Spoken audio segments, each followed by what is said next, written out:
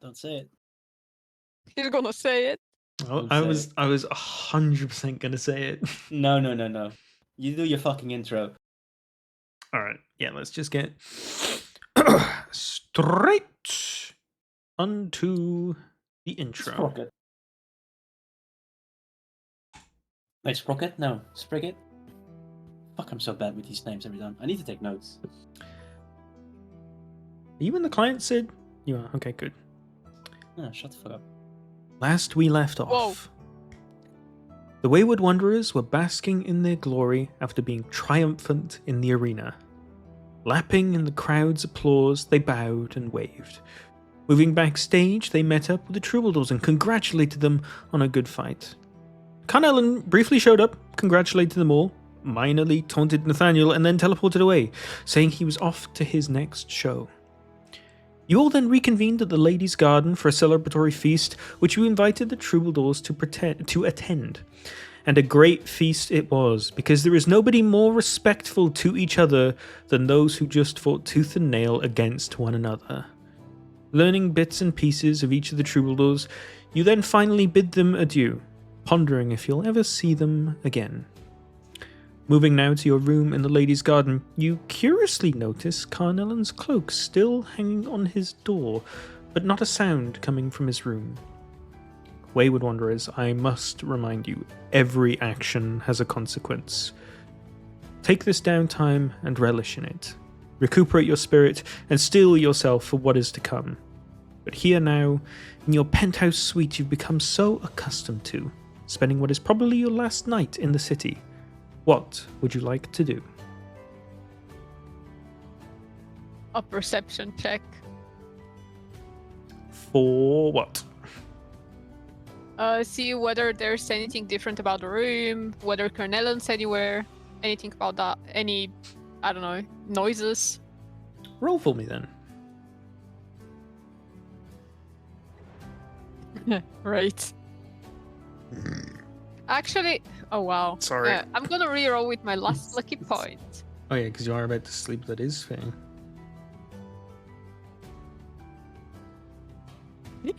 Right. Nice. Oh, you have to use the new roll with your perception check, right? No, Doesn't Lucky say you have to use the new roll? I don't think so. Let me check. Pretty sure that's the point of Lucky. Okay, I'm gonna read it, Dax. Just give me a second, okay. for fuck's sake. When you roll a d20 for a d20 test, you can spend 1 lucky point to give yourself advantage on the roll, so shut the fuck up. Okay, chill. Oh, that wasn't my last lucky point. Haha. Okay. Nice. You can't use 2 in a row anyway, because you give yourself advantage. No, I won't. Yeah. Well, with a 13, you gently pace around the room. Nothing seems different at all. Sidling up a bit closer to Carnellan's door, you do hear someone dozing from within there. Dozing cause being asleep? Yes.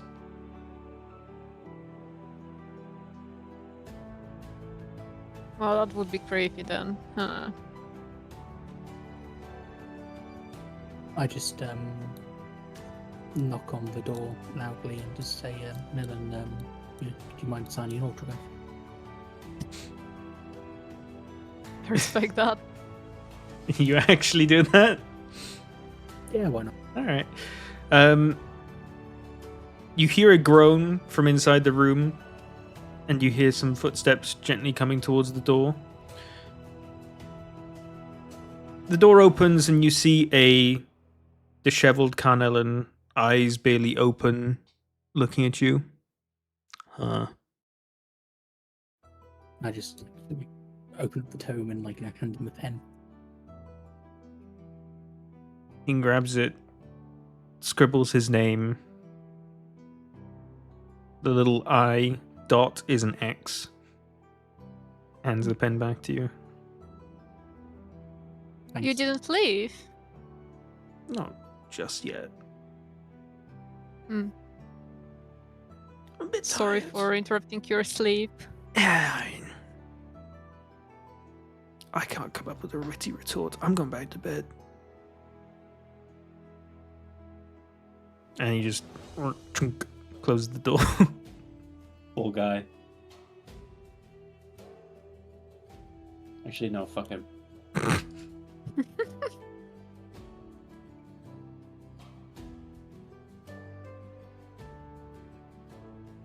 there anything any of you would like to do or say or discuss before you put your head to bed to rest?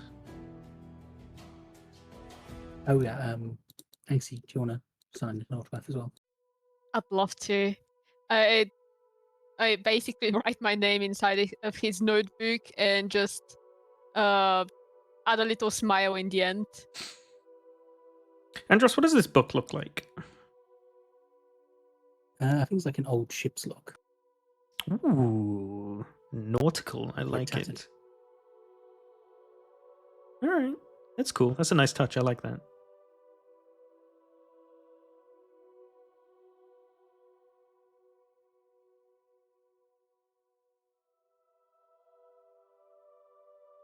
What do you want to do tomorrow, guys?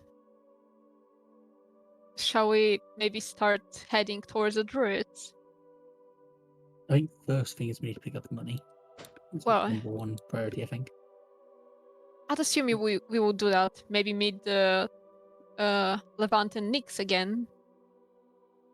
Show them our gratitude for helping us. Yeah, I think that's fair. I'd also like to go see Gwyn before we leave. And then after that, I think, yeah, it's time to head to the druids.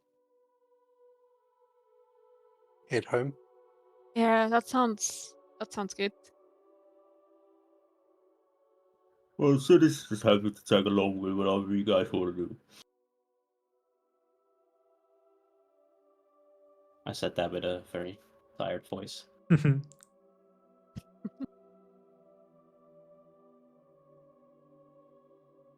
Well, is that it then? Heading to bed? Yep, I'd say so. Shift, when was the... I've lost track of when you've casted your animal messenger spells.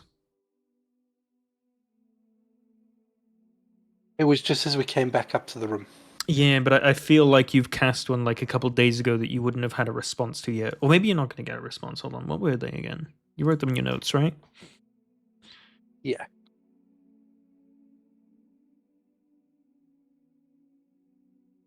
Last message you got was Baylor, Drown Wizard, found stalking the forest, looking for something. Your pet has fought and killed him. He's injured but recovering. What do you know about this? Then you sent back Drow is likely leader of the bad people. Him being killed is probably a good thing. Discussing with the Lord will come soon.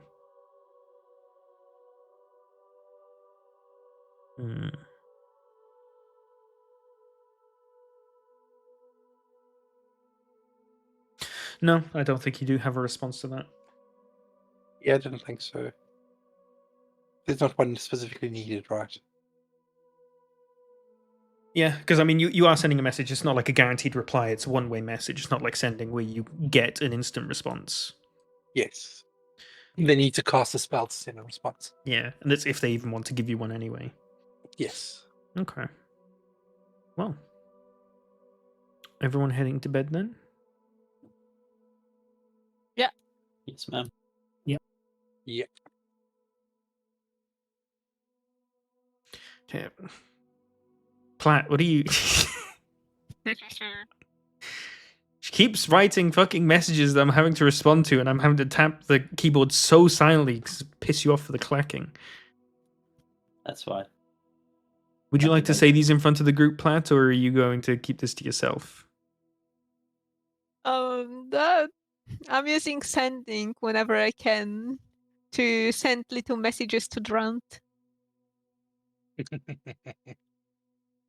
Nothing fun yet. He's still angry. Would you like to tell the group what your last response from him was? I think it's childish. Don't feel like sharing it. Okay. It was, oh my goodness, could you fuck off? If I never hear from you again, it will be too soon. But he is responding. He's responding still. He's not responding to this next message you've sent him. Okay, talk to you tomorrow. Oh, okay. Well, as you all head off to your individual rooms, you all head to bed. And a well-earned rest greets you.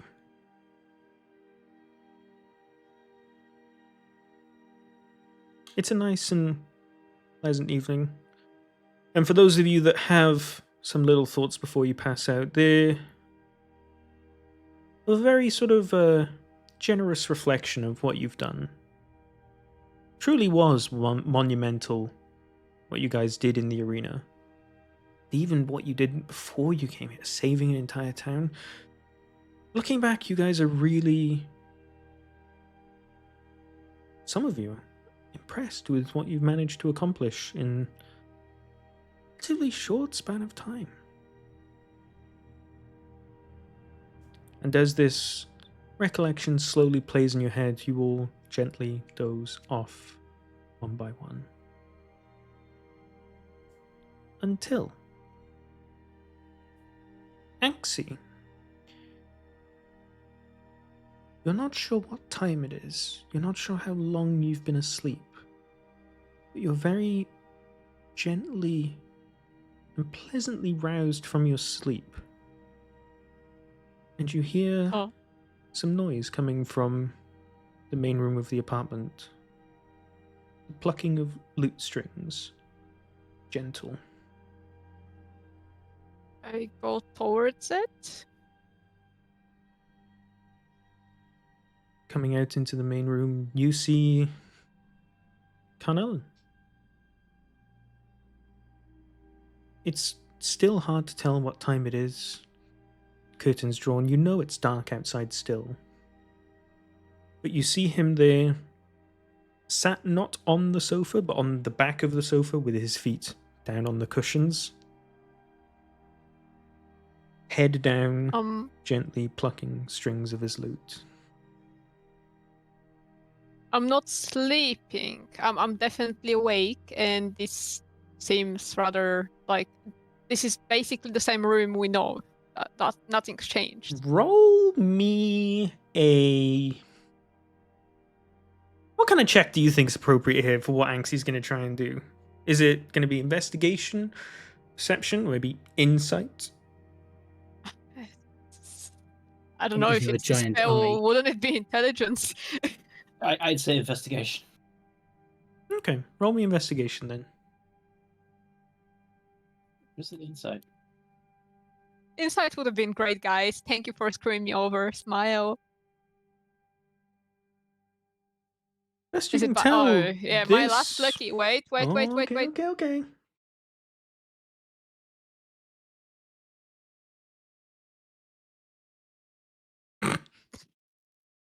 Life sucks sometimes, you know.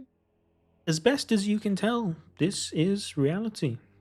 The room is all the same. You feel fully aware of all your senses. There's nothing that you can perceive that would give the impression that this is anything but reality.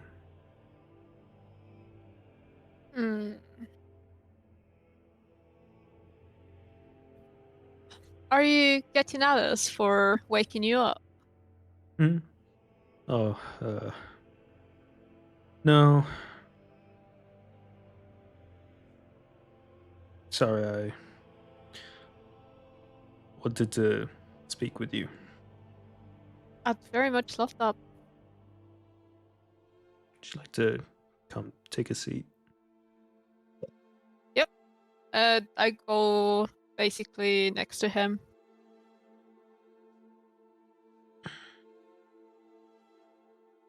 What's bothering you? I was going to just leave, but after all you did to me, knowingly and not, I felt you were owed something in the very least. I wouldn't say I'm owed anything, but if you left abruptly, it would have been extremely disappointing. I wouldn't ever want to leave a fan disappointed, he says with a I'd, tired smirk on his face. I'd say a friend, not a fan. Or do you not consider us close? Are we all just part of the troupe? Your friends? A friend. Something I've not had in a long time, but will generously accept. Then we are friends.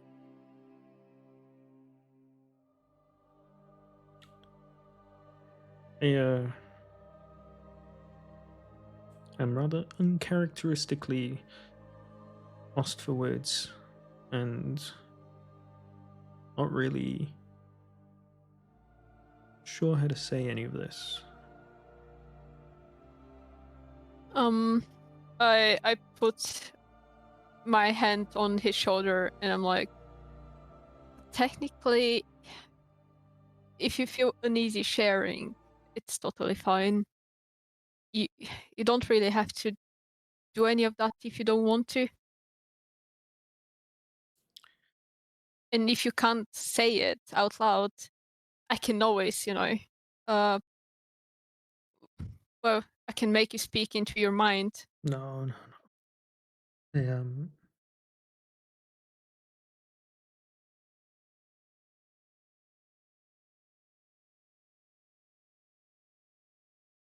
There's no easy way to talk about this, but there's always one way that's always come to me so naturally. Carnellon flicks his hand behind his back, and you hear a quiet string instrument starts to play. It's a somber tune, one filled with heartache and regret. As the lute kicks in, you recognize the tune. Not from his concert, but from that night you spent in the forest with him. He was playing this as you woke. As his voice kicks in, his upper register concert voice kicks in as well, but it sounds considerably more fragile than normal. So long to all my friends, every one of them met tragic ends. With every passing day, I'd be lying if I didn't say that I missed them all tonight. And if they only knew what I would say if I could be with you tonight, I would sing you to sleep. Never let them take the light behind your eyes. One day I'll lose this fight. As we fade in the dark, just remember you will always burn as bright. I'm sorry. I can't. It's been decades since I said those words.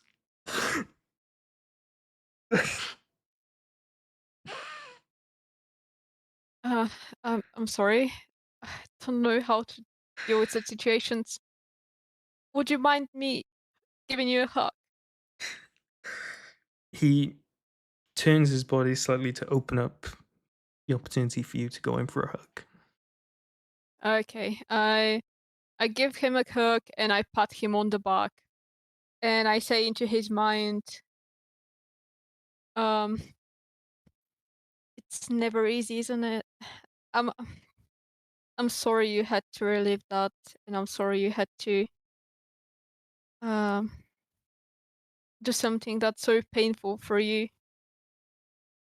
I'm sorry you've been through that. Who could have known that a song made with quotes of your dead friends could make you so sad? It's only logical.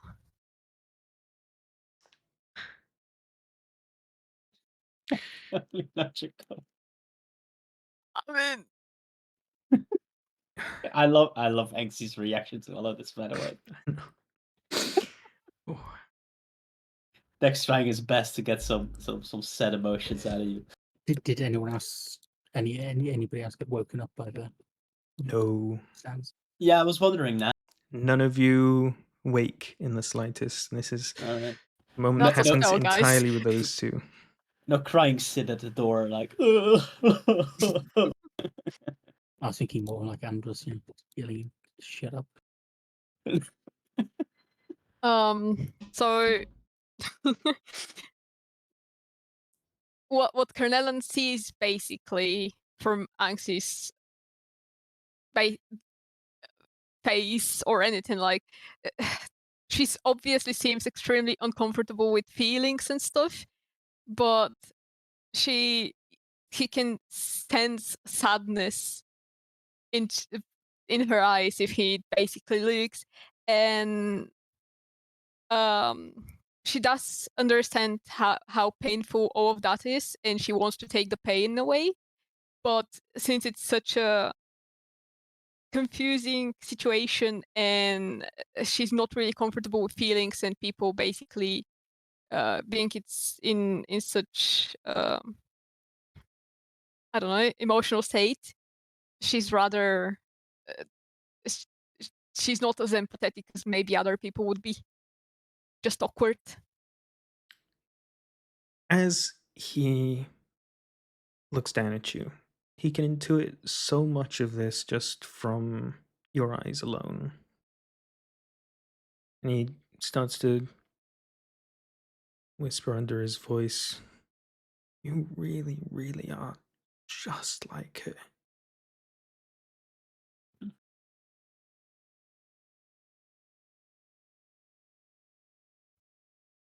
Francesp, Grigandor, Iselma, Traden, and Mercy. We were a group just like yours. Bunch of dumb kids. Thought we were unstoppable. They were all a bunch of history nerds, something I just couldn't empathize with in that sense.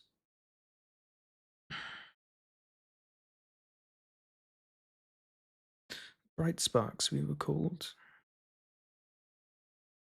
Made a bit of a name for ourselves. Not unlike how you guys did yourselves.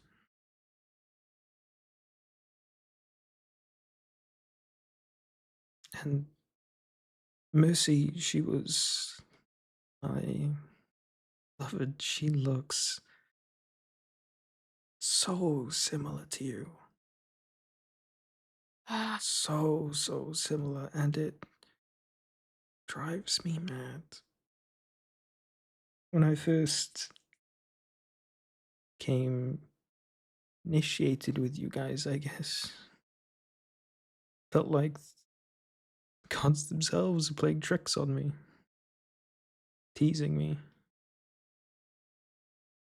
causing me to relive so much of what I've spent decades trying to forget.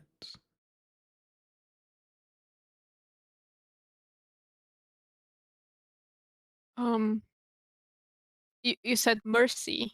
Yeah. What was her name?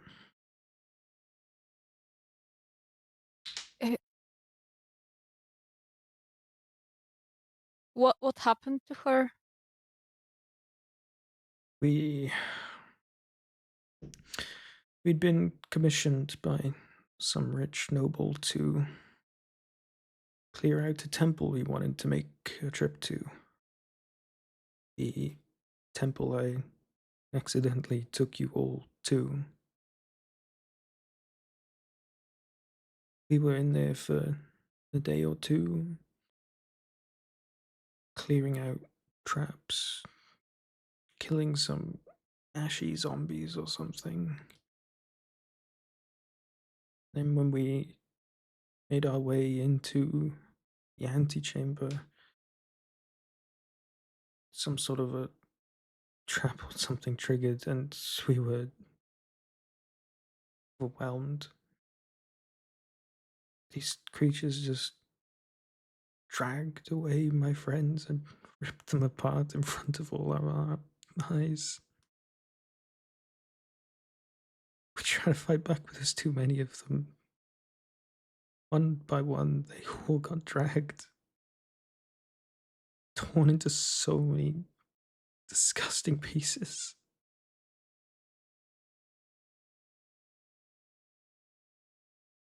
When Mercy got dragged away, she turned and looked at me. And she cast command and said, "Teleport." It's too far out of reach. And I disappeared. And you know what the worst thing is I let it happen. I didn't try to resist. I left them all to die. It wasn't up to you. I should have done something.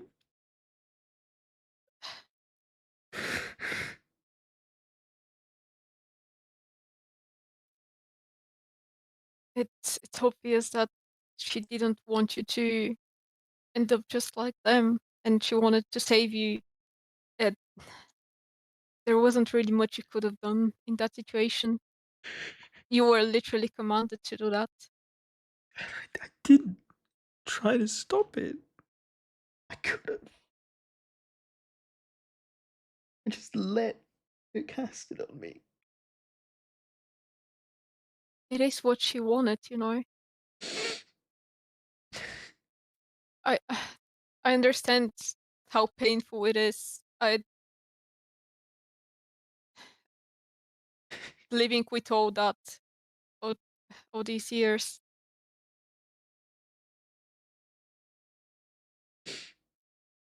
I tried to leave it all behind. Never took another job like that again. Made a name for myself with my performances. Became a household name. And there is a little piece of them in your songs. They're not forgotten, and they will never be because of you, because you're basically showing their legacy to everyone just by being the brightest star you are. You watch as his face immediately crinkles and tears gush out of his eyes as soon as you say that. Because of you, your friends will never be forgotten, even though it's so painful.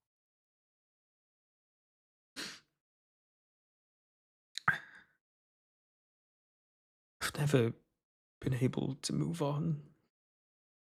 I tried to drown out the sadness for decades. That quickly became boring. Not even laid with another person in decades at this point. I just don't want that kind of connection ever again. It hurts too much.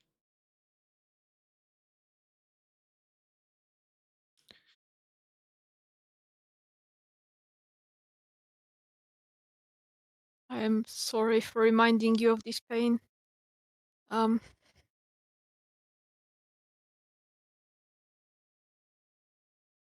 If anything, you were so open about your past and everything that you've been through. I owe you at least a bit of that.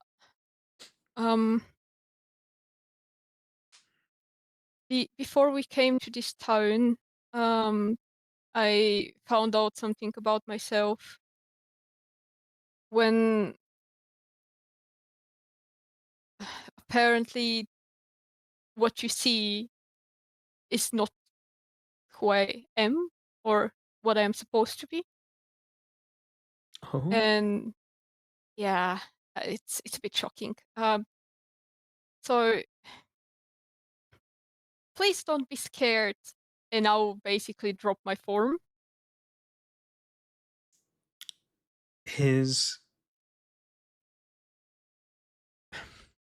face goes from sadness to confusion at what you're saying, because it just like, what do you mean this isn't you? And as it drops, there's like a weird, sad sense of recognition to his face. Oh, you're one of them changes or something. I didn't know what that was before we came, before we went to Roundy Bogup. So apparently that's what I am supposed to be, or what I was once. I don't know. What you were seeing until now was what I've been seeing my whole life, and it's apparently my master who kept this information from me. She let me believe that I wasn't this creature, and it's quite scary, isn't it? But at least it shouldn't really remind you of your pain. He puts an arm around you and brings you in for a hug again. Can you please describe again what your form looks like? Just briefly. Mm-hmm. Just like Dirk, but not Dirk. Jokes aside, it's very weird, sticky. Well, not sticky, but like little creature that it looks like she Like has. a slender, It's slender very man. slender, yeah, Yeah.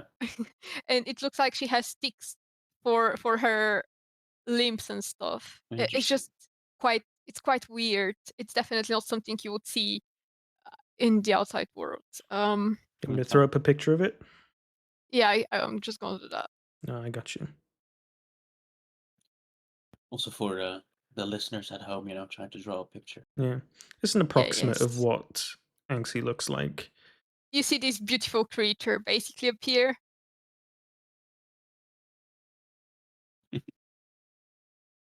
A big, bulbous head and thin, stick-like limbs. No, I wouldn't say big. Okay. I'm just describing what it is. So yeah, that's the creature. And he did I pulls that sense in any for a fear? hug. Ugh. No, you For what? sense. Actually, roll an insight check. DC's low because he's not got his guard up. Yeah, I'd like to see whether there's any disgust, fear, like anything. Oh my fucking god, can I roll, please? Even with such a low roll, you don't sense any hesitation from Carnellin. There was the instant sort of like bolt of recognition that came to him, as if he's seen or read stuff about you guys before. Though he called you changers. A lot of his adventuring times was long ago. Yeah. It could be that he's just forgotten the name.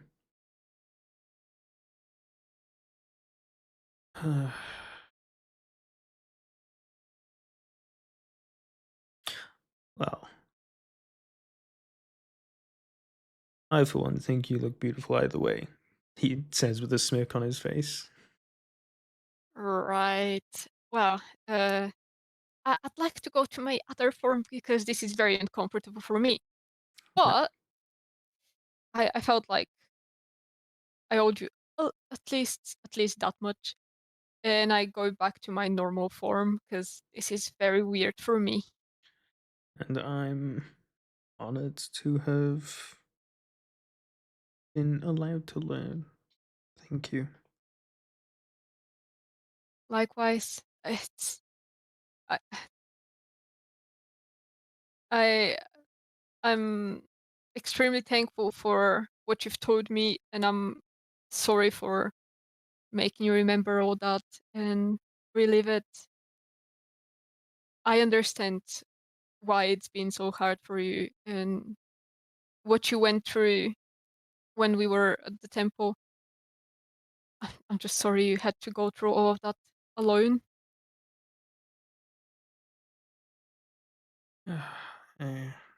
Well, this is the road that I walk now. And it'll be the road that I walk until the end of my days. You don't have to. No, it's what's best. It, I understand it's your judgment, but it is really not what's best. It's just you avoiding people just so you can prevent similar situations, which is not always the best you can do for yourself. Really, really not just like it's it's bordering on sadistic. Just how similar you two are. I can just stop speaking. I'm very sorry. No, you're just being yourself. I don't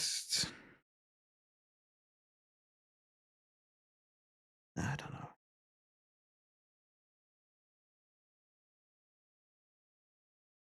Sorry about waking you up. About what? About waking you up. If anything, all of this has been on my mind ever since we were at the temple. So I really don't mind being woken up to be told all of that. Also, is it really? Are we in the actual world, or have you cast spell on me? I really can't tell. Oh yeah, this is all real. Do I trust him? Oh, Roll insight. Of course, I'm gonna roll an insight. It's gonna be bad, but I'm gonna roll it. He's making no effort to hide anything, and so that even still checks. He's telling the truth. He's not even trying to deceive in Fair. any kind of way.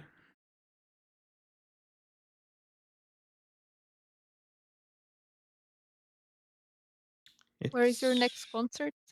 Sorry, go on. I don't know, the next town I go to, I guess. Not picked one out yet. I mean, if you are not really in a hurry to do any of that, we are going to the woods, and you're always welcome to tag along. No, I think I need some time to reflect, some space. That's fair. Please don't be a stranger. Well, at this point, you're maybe the only person alive now who remembers or knows by the name Bright Sparks, so it's impossible to be a stranger to you. I'm thankful for that. And you're one of the, well, not many people know what I am, so I guess now you can't be a stranger either. Yeah. Well, I need to get back to my beauty sleep. Yeah, understandable. In the latter half of this conversation, he's been almost avoiding eye contact with you. Like he feels embarrassed. Are you okay? Is something bothering you? You've been avoiding me. No, no, Was I scary? no, not at all. I just been so long since any of these words have been said out loud. He meets your gaze. I just don't really know how to react. Sorry. That's understandable. Well, you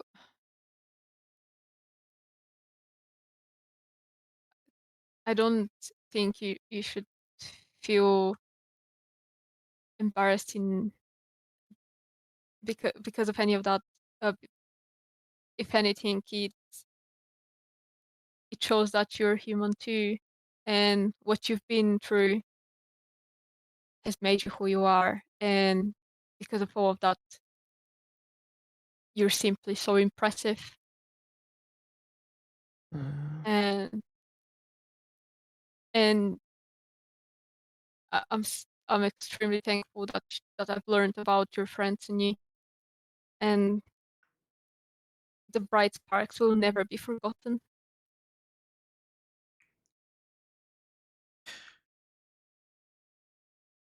Thank you, Anxie.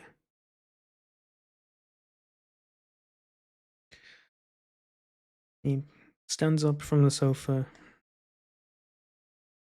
holding his lute in his one hand by the neck. Oh, I think it's back to bed for me. Rest well. Hey, you too. And he Um, slowly plods towards his door.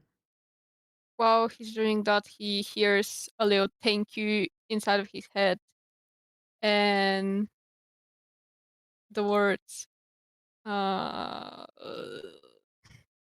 can't think of anything cool now.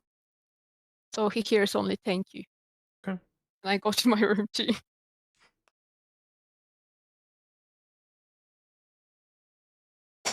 You stay up for a while, thinking about everything that was just said. It's quite a lot to take in. Yeah, I'm writing in my notes about it all.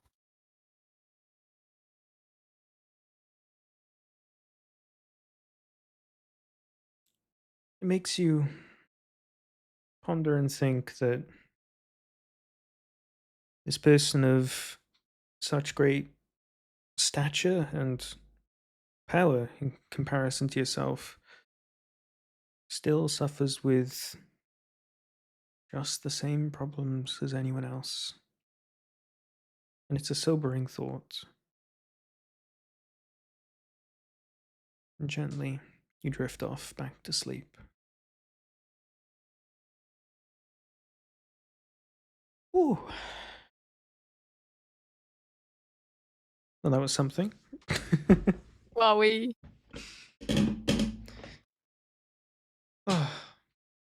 Interesting. The song was a nice touch. yeah, Yeah. caught me off guard for sure. I'll talk more about it afterwards because that is not where our nocturnal activities end for tonight. Yeah. Oh, yeah. Andros, as you toss and turn in your bed,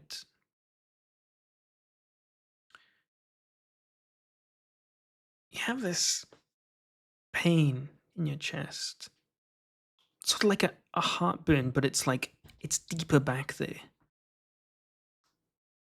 You feel something almost like sizzling inside you. You put a hand on your chest to try and quell it.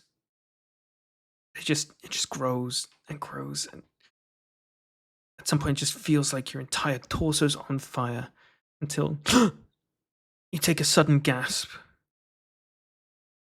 and you see yourself in a vast, endless expanse. It's hard to tell what anything is here. Black floor, black sky, maybe a black ceiling. It's hard to tell. The only thing you can see is the horizon, which may be just a couple of feet from you, thousands of miles away. Perception's difficult. It's like you could reach out and grab it. The only thing that denotes that it's the horizon is a thin, white wisp that seems to emanate from it. And as you turn around, it's all around you in 360 degrees. But as you turn around, you notice something not you in this space. You see down on the floor, curled in a fetal position, a withered and sallow husk of a body, breathing very lightly.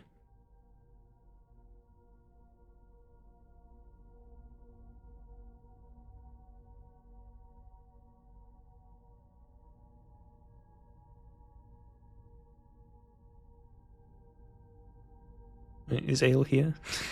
I am here, so, Okay. so I wasn't sure if you were Thank God. like, you're pausing for dramatic effect. Sorry, no, yeah, it's you see this husk of a body in front of you. Can I do an investigation check?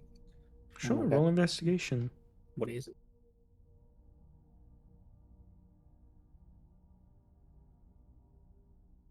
It's definitely humanoid. You see that it looks like skin barely loosely hanging over bone.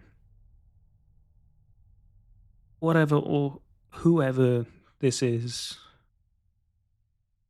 looks like they've been sapped of all their vitality and energy. And their breathing, though it is almost imperceptible, you can just pick up as being very light. As if Yeah, if I there's look just a around, small thread keeping them attached to life.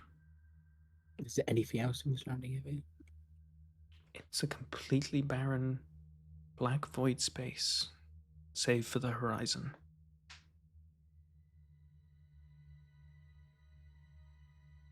I just walk up to the person and just ask if it's doing okay.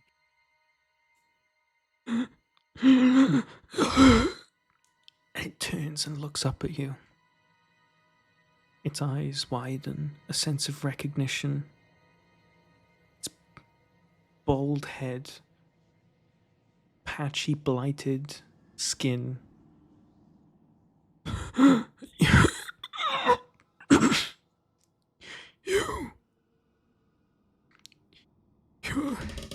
You're the one.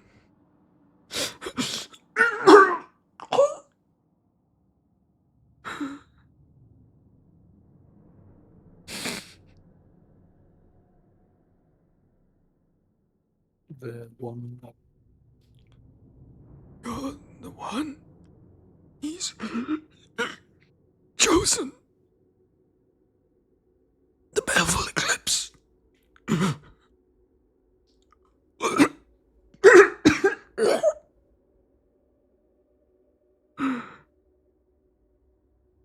Okay, do you know where we are? He looks around. We're nowhere. No plane. No land.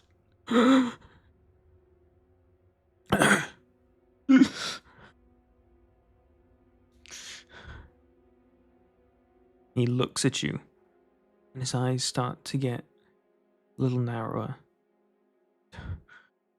Whatever you do, don't use what he's given you.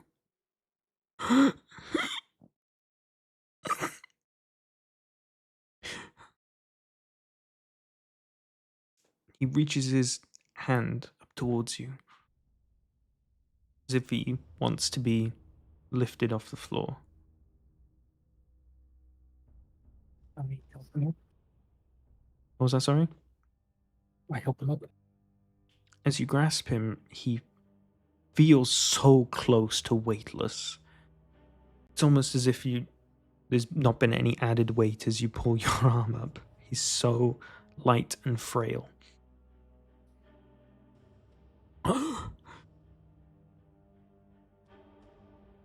I know what you are. You mustn't. You mustn't. Do not submit to him. Who's him? Baleful Eclipse. Power from beyond.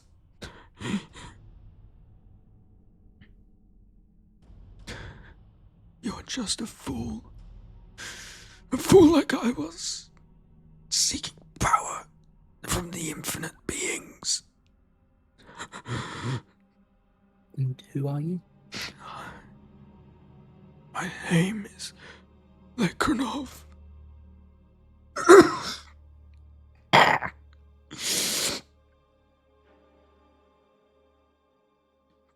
Do not use that spell. Don't. He reaches his hand towards you, gangly as his fingers are. He grasps you. You feel his fingers, but there's no pressure. You know of what I speak. I think I do. Do not submit. Don't use it. You feel the ground shake and rumble.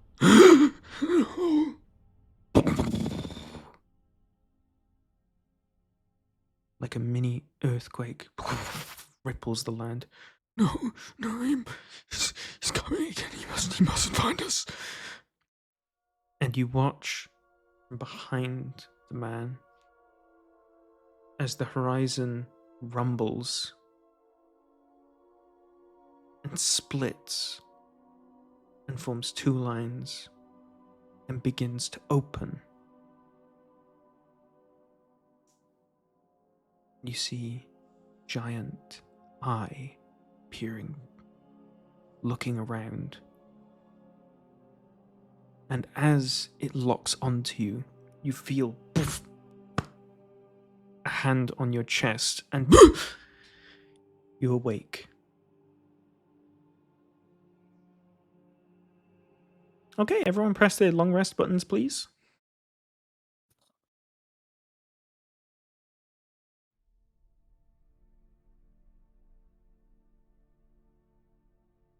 Pay no mind to that. Surely it doesn't mean anything. That was fine. Okay. What left him? Oh, cool. I have 86 health now. Yep. You're crazy, Scup. Do like that. You've rolled absurdly high on your HP shit. Yep. To be. Okay. Actually, Well- linking the wrong way. Oh, wait, we're all linking wrong rest. Okay, whatever. Sorry. Now that you all awake, what is it you'd like to do today?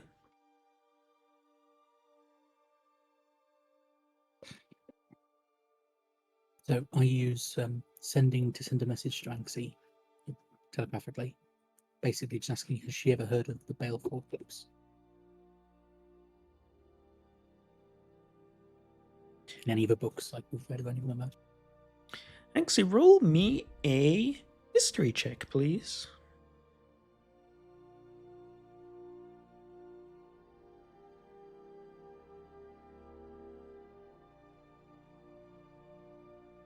Are you happy to lock in that, or are you going to use a lucky point?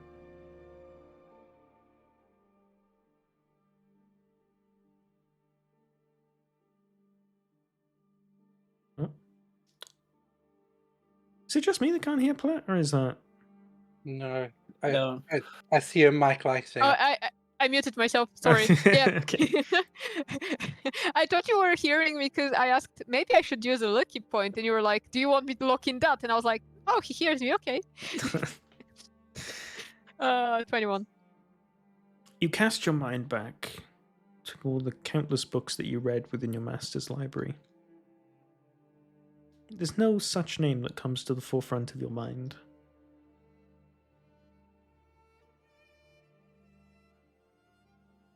What was the name, by the way? I didn't hear. The name that from Andros's dream? Yeah, what he asked me basically. Oh, the Baleful Eclipse. Oh, And the man's name was Lekranov.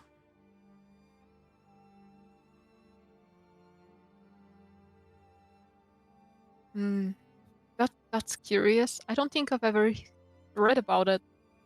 Maybe we should look into it further once we have the opportunity. I'm almost half tempted to say we need to go to the Institute and look around a bit more. Like if anyone has Could any be. stuff on it, if we them. Could be, or I can just ask my friend Brand, guys, like easily. I mean, you could just like name drop that and see what his response is. He's still responding to me. Surely he's gonna answer that.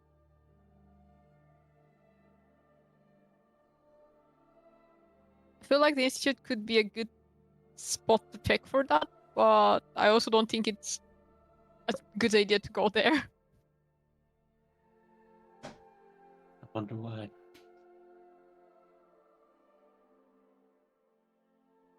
I mean, we could just walk in and they try and stop us. We stop them. Uh-huh.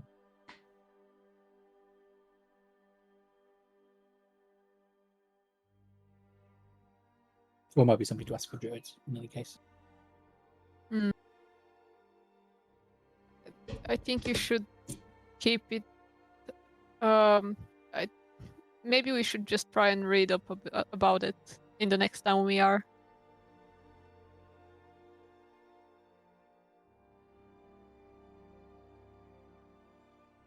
Or ask the druids. They might know. They're Okay, I smart. mean, if you do come across any references to it, let me know. I will definitely do that.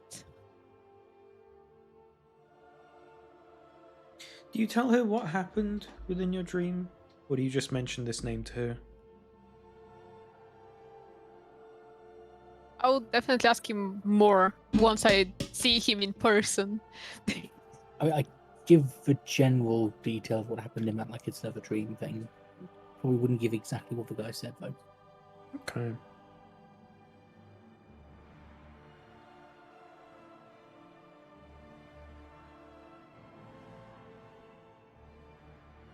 Alright, gang. What do you want to do?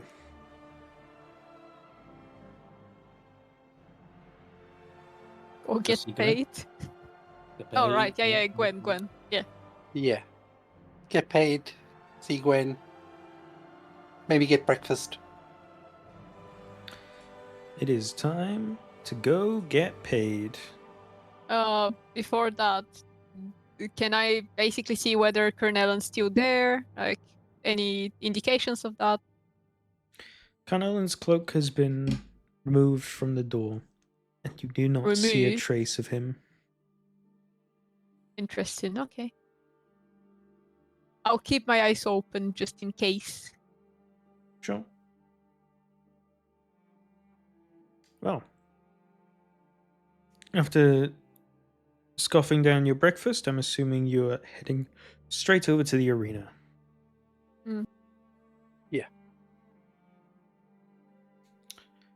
where after a brief conversation with Tronwen, pick up your bounty.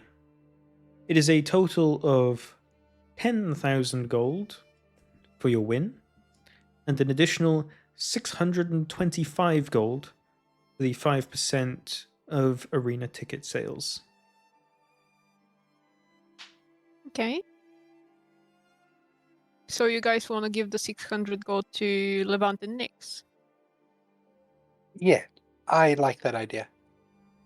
I think Anyone? it's good. Anyone's got an objection? Mm-mm. So, guys, I think we should give the extra winnings to our friends that helped us. I believe it's a good token of appreciation. So maybe we should contact Nyx and Levant. Yeah, I do agree. They've helped us a lot, and I think we should show that appreciation with the ticket sales cut.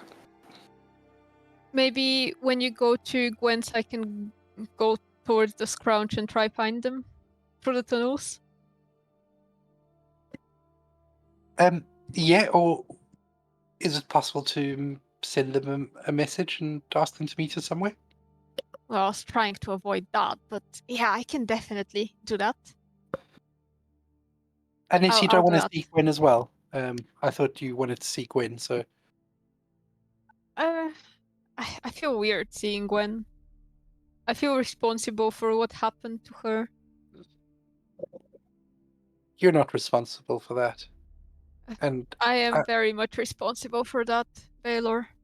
no, not at all. We all know what happened, Yeah, and I but think Gwen would like to see you as well, and all of us. I was trying to save a spell slot, but yeah, let's do that. Okay. So you're casting sending on who exactly? Don't be ridiculous. I'm casting sending on Nyx. Yeah. So what Nyx hears into his mind is, "Hi Nyx, would it be possible to see each other today? There is something I'd like to tell you."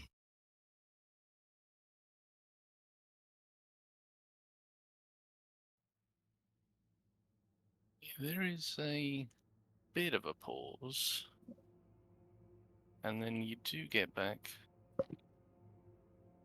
Okay, yeah, that probably would be fine. Whereabouts? In the tunnels or somewhere specific? I should have said.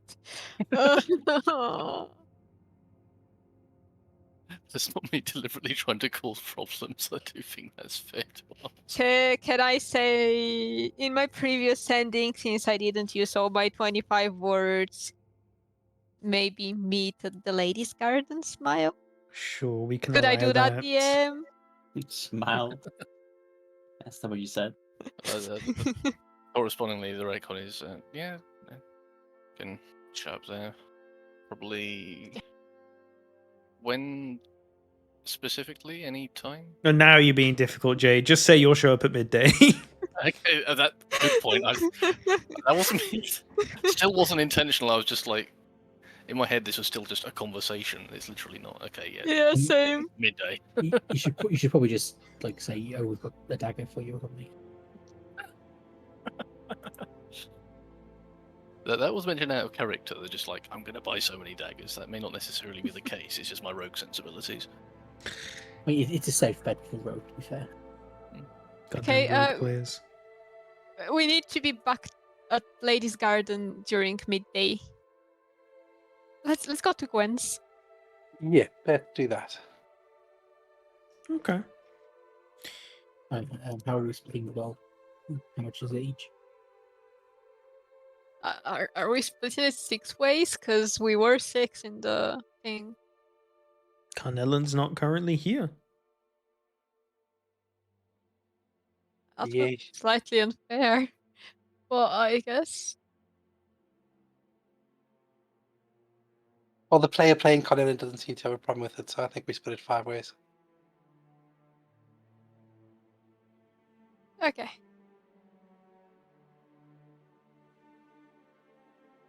So that's 200 platinum each, is it?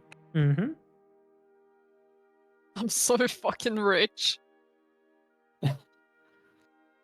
You're probably the poorest out of the whole group.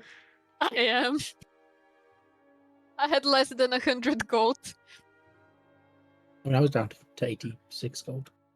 Oh, I maybe had like 10 more than you.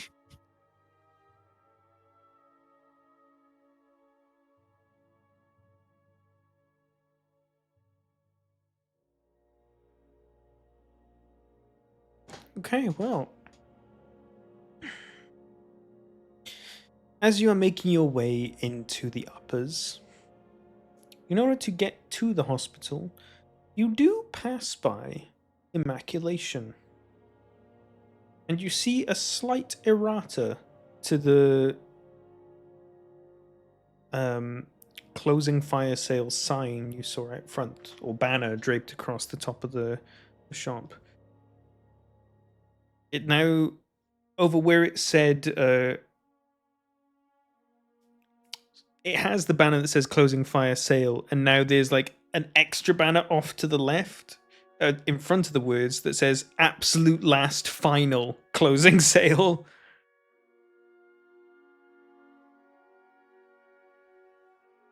Shall you take a look? I think we should pop inside. Okay, while we do that, well, I go to the side, hide so no one can fucking see me, and then I transform into Lady Magdalena. Well, wait, Cedric's here. Don't do that. I transform into Levant. It sounds correct. Okay. As you all walk into the store, the one thing you notice immediately is that the place is bereft of its usual proprietor. Instead, in their place, you see a half-elven woman at the storefront. Oh, customers, hi. Pick up the last of what you got. Come on, sir. Absolute last final closing fire sale. Hello. Hi. I sound like Levant, obviously. I don't sound like myself. What's happened with the previous owner? Oh, Thranduil, he's a little bit stressed. He's in bed. Poor guy. So I've just taken over just to close out the last few days of the shop before we move on somewhere else. Have you got a list of items to sell? We do have a couple things. We have 3 items actually left. They have the Bloodline robes listed at 2,500 gold. The Ring of Cat's Grace listed at 1,500 gold. And the Void Flame Wait a sec. Longsword listed at 2,200 gold. Do you have the descriptions of these again? Did you say 2,500? Yes. Yeah, for I remember that ring being really good. Guys, that was 25,000 before. Or 20. 22,000, I believe. And now it's 1.5? 2.5. 2.5. I still can't afford it, but hear me out. Oh, so I go up to the person and just say, is the owner not here? See, I had an agreement with him, but I'd come today to pick up the ring key held back for me. The what, We sorry? agreed on the ring key held back for me. We agreed on a pretty hefty discount. Oh, well, there's nothing written in the ledger, but everything's damn near close to a 90% discount already, so, yeah, you're free to buy whatever you'd like. Trying to think of a way of getting a bigger discount. The last time we were in here, the owner did say he was expecting one more consignment of stock. Yes. In somewhat of a cruel turn of fate, The shipment did not arrive, and we are currently awaiting to be reimbursed by the Merchants Guild. She says with a disarming smile. Roll an insight check. Can I as well? I've been paying Sure. attention to her. Like guidance. No, it's too reactionary.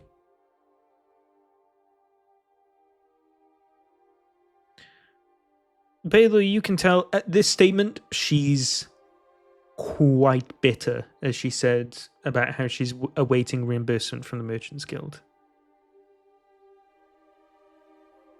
But she's still maintaining good frame and posture as the current proprietor.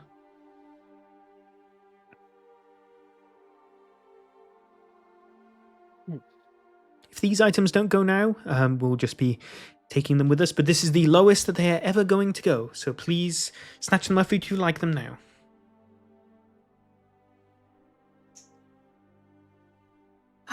Guys, would anyone be interested in giving me 50 platinum? I'll lean into Angsy, you lean closer. Do you want 50 platinum? I'd very much like that. This robe seems so good for me. I'll hand Angsy 50 platinum. What did the ring do again? It sets your AC to 6, or it sets your Dex to 16. Yes. But it cannot be modified in any way up or down while you are attuned to it. Yeah, no. I remember finding it really good because I didn't like my initiative. But I now have advantage on it. So. It is going to be a flat +3 to your initiative and a flat +3 to your AC as well. Which is very good. Shit, that's really good, actually.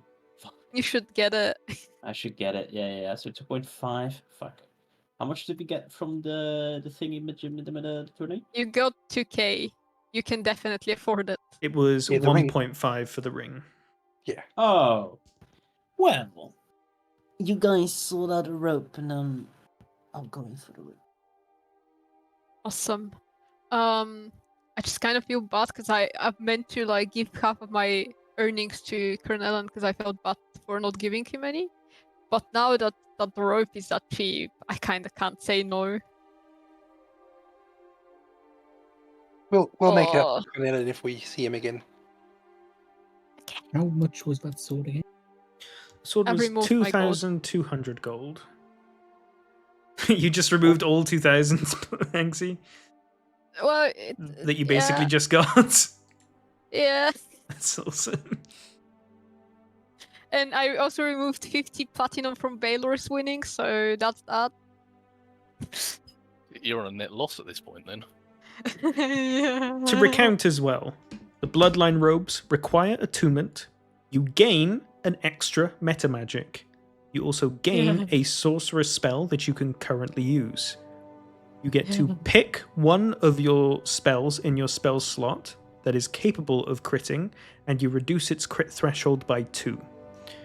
You are also able to restore 50% of your maximum sorcery points as a bonus action once per week. Fuck.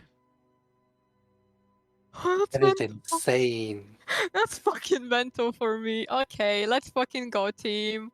Yeah. I'm gonna be so overpowered. I offer 2,000 gold for the sword.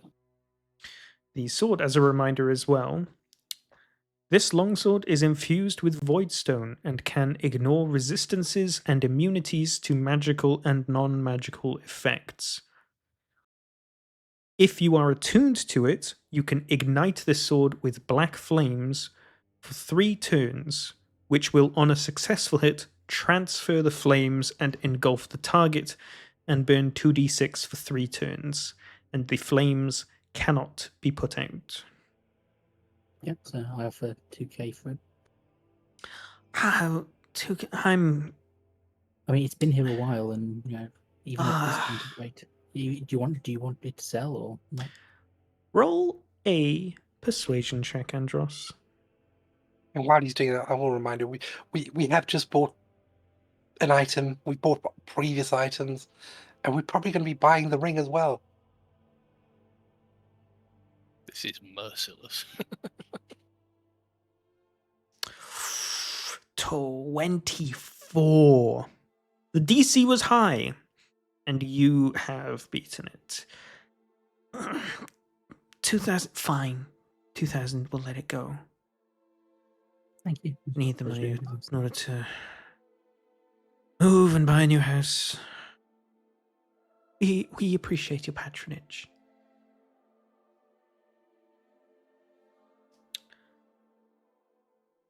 So I will have these items added to your inventory for the next session. I was just doing that. No, I mean you can add it yourself. I'll double check it over in between sessions and do it as well. But that is Thank you. Immaculation all done and bought out. Let's go. Can I, as we're leaving, just bind it to me as a pack weapon? Bind it to you as a packed weapon. Ooh. Yeah, I forgot to mention. I switched I switched my levitate invocation to practical blade. Yeah, sure. You can bind this incredibly powerful sword as your packed weapon. Oh, this is going to be fun. Gonna be so much fun. I mean, it just means I can use it basically because it's now based on charisma for the attack rather than actual damage stuff.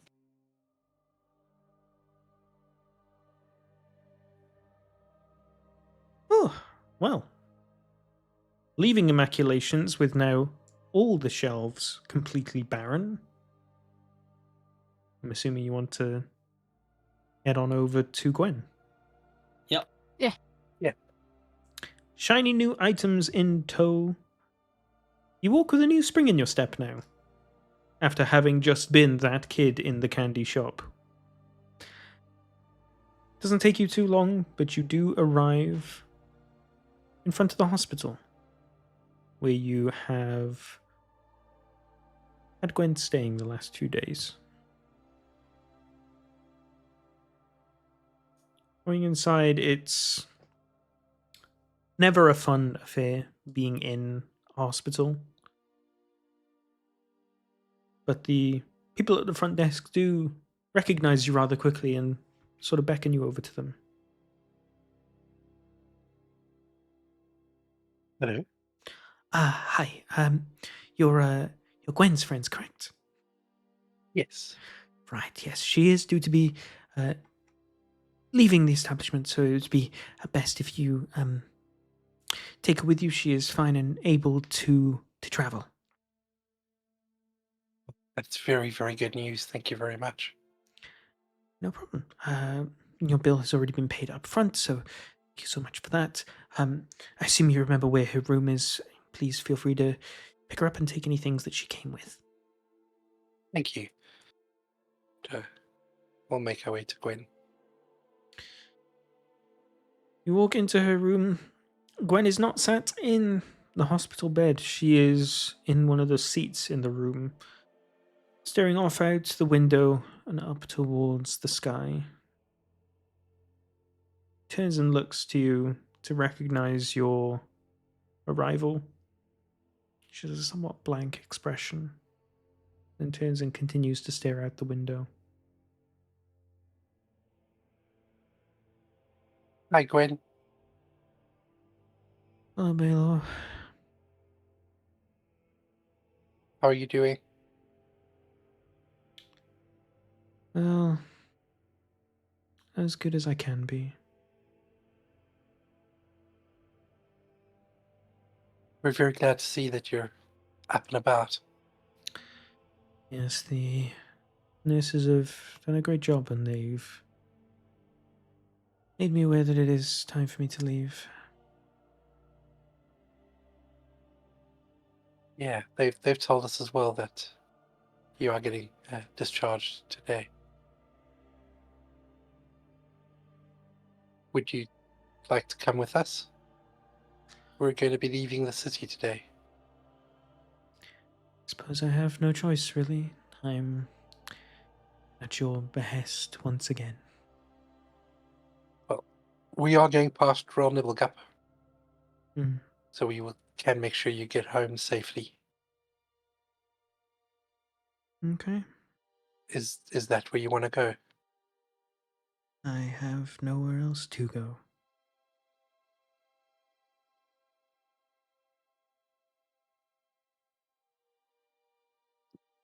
She slowly stands you- up from her seat and starts to walk towards the door. Baylor hears in his mind basically. I don't think bringing her back home with to see Precious' body on her floor is a good idea. I don't think so either. That's why I was asking if that's where she wants to go. Maybe we bring her with us to the druids. We can bring her with us, or maybe she wants to stay here in Royal Hathford. She doesn't know anyone though, does she? She doesn't, but she doesn't really seem to know anybody in Royal Nibblegup either, does she? Does she know the people at the inn in Nibblegup? She works there, didn't she? She did work there. I don't know if I'd call them her friends. I don't know if she'd call them her friends. That's up to her. But she also didn't work there very long. It was probably a week, maybe 2 weeks.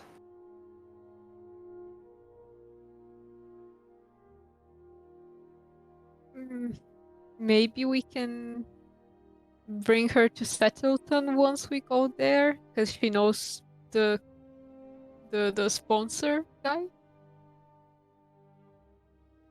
That's an option. I really don't know what we should do with her, honestly.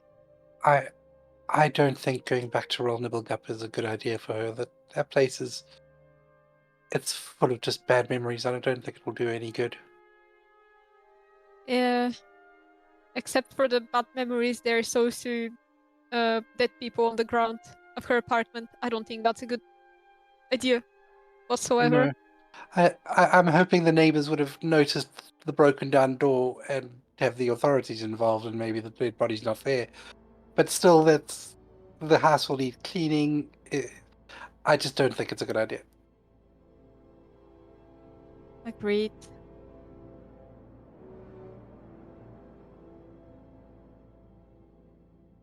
Well, let's get back to the inn while we wait for Nix and Levant, and we can chat with her there. Side note, did we want to get Sprigget's signature?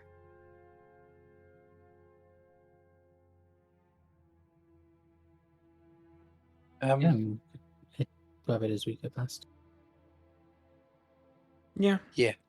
For the sake of brevity, I'm not going to RP that out. You quickly pop by Sprigget's house, you get his signature, and then you head on back down towards the ladies' garden. So there's a footnote as well in an endlessly updated thing. Like, was it your intent for Levant to be there because it was just Nyx that? Oh, we mostly wanted Nyx there because No. if one of them is there, well, he can just give the money to Levant. Yeah, that is something they can conceivably do.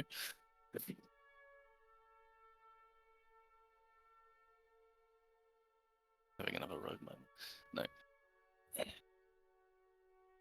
Okay, well, as you guys travel down, I'm going to go take a real quick 2-minute break. That'll be for malls. Yes. Sure. Fill up your water, use the toilet. We'll be back here in like 2 minutes. On the way to the inn, Anxie would definitely have told Baylor how thankful she is for the loan. You're most welcome. I think it's an opportunity we won't easily come upon again, and we couldn't miss Yeah. the opportunity. I'd just be ready for birds to, try and collect your debts. True.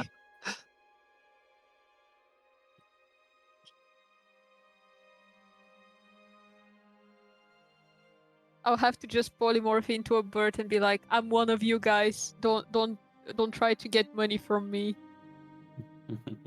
Chirp, I'll add a chirp. punch to the fourth sword, folks. I mean, the only reason I wanted it was because it's void stone. Yeah. Plus, having a sword that goes through all immunities and like causes fire that can't be put out seems like it could be useful one day.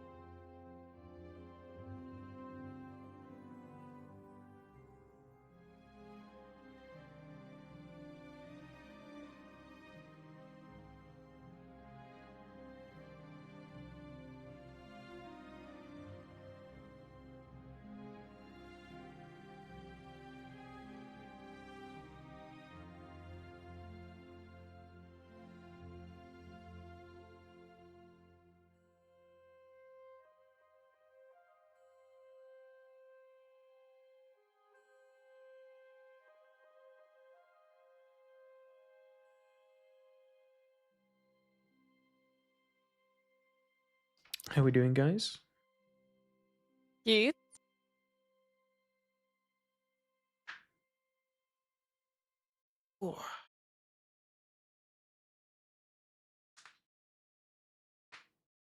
Yeah, Dax. It's in fact the only reason I bought that sword is because you said that it's made of void stone. Yeah, it's an incredibly powerful and valuable sword. That you got for a pittance. Yep. I mean, I got it like 500 gold off. Maybe off of the most recent listed price, but off of its original price, a bit more than that. Yeah, what did I list it at the start? 9.5k. Jesus. It's an I mean, if insane anything- discount. That's what you get for running the guy out of business, though.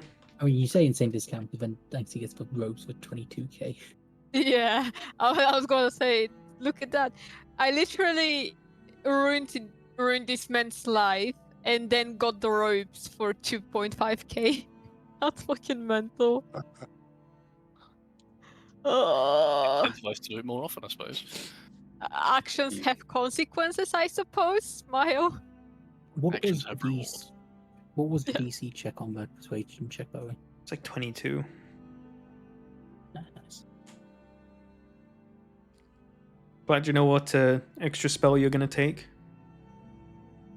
Not entirely sure. I'm still thinking about it. You also get to reduce the crit threshold of one spell by 2. Yeah. Oh. There's not too many spells that you have that actually can crit, though. No, it's gonna be like something like sorcerer's blast or something. Who the fuck knows? I don't really have many spells that I have to roll attack for. Most of them are literally spell saves. Something that's worth saying is that the spell that you have and the crit threshold being reduced is tied to the attunement.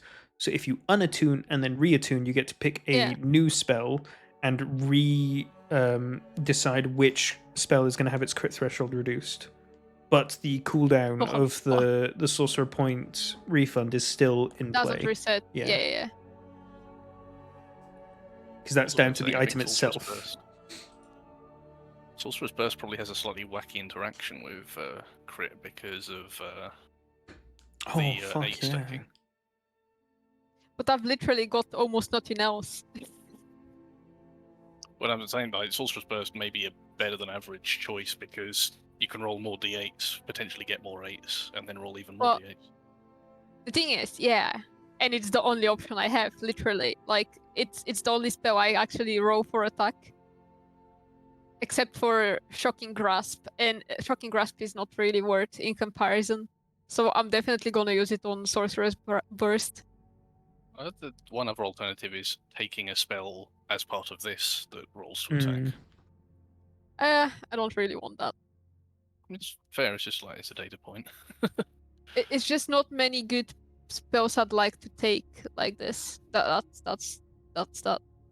You can take up to 4th level, right? Jesus, hold on. Mhm. What have I fucking done? Hold on. Oh, now you're worried about what you've done. You haven't said. I can literally take up to whatever level I have, I suppose, because of the description. Yeah, it says take a spell that you can use. So up to 4th level currently. I mean, once you have 5th level spells, for example, you can literally Yeah. get a 5th. Yeah, I know. Basically, all the spells here, though, require DC saving throws, though. Rolling to hit the Exactly. spell is probably slightly more of a wizard thing. I guess in that sense, then it really can make Guys, a lower level spell a lot don't- better. don't micromanage me. I'm gonna be fine. Yeah, I know. You'll pick something great.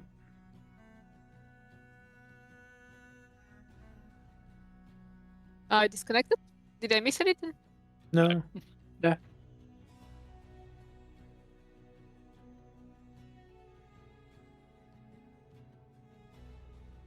So, are we gonna continue playing? Sorry, yeah. Okay. You guys make your way back to the Ladies' Garden. And here, just outside the front, Jay, describe to me what they see.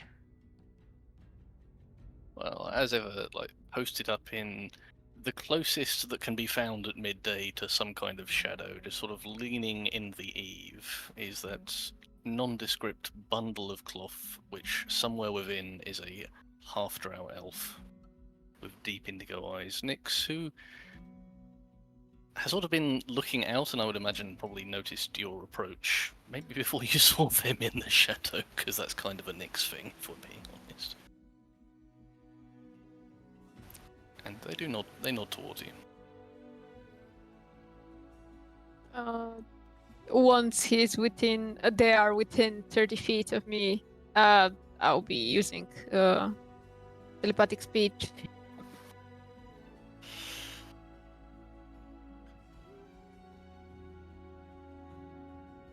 Does anyone wanna do the thing, or should I tell them?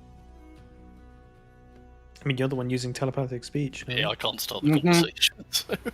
No, well, I meant like before I say anything, because I was just gonna say hello.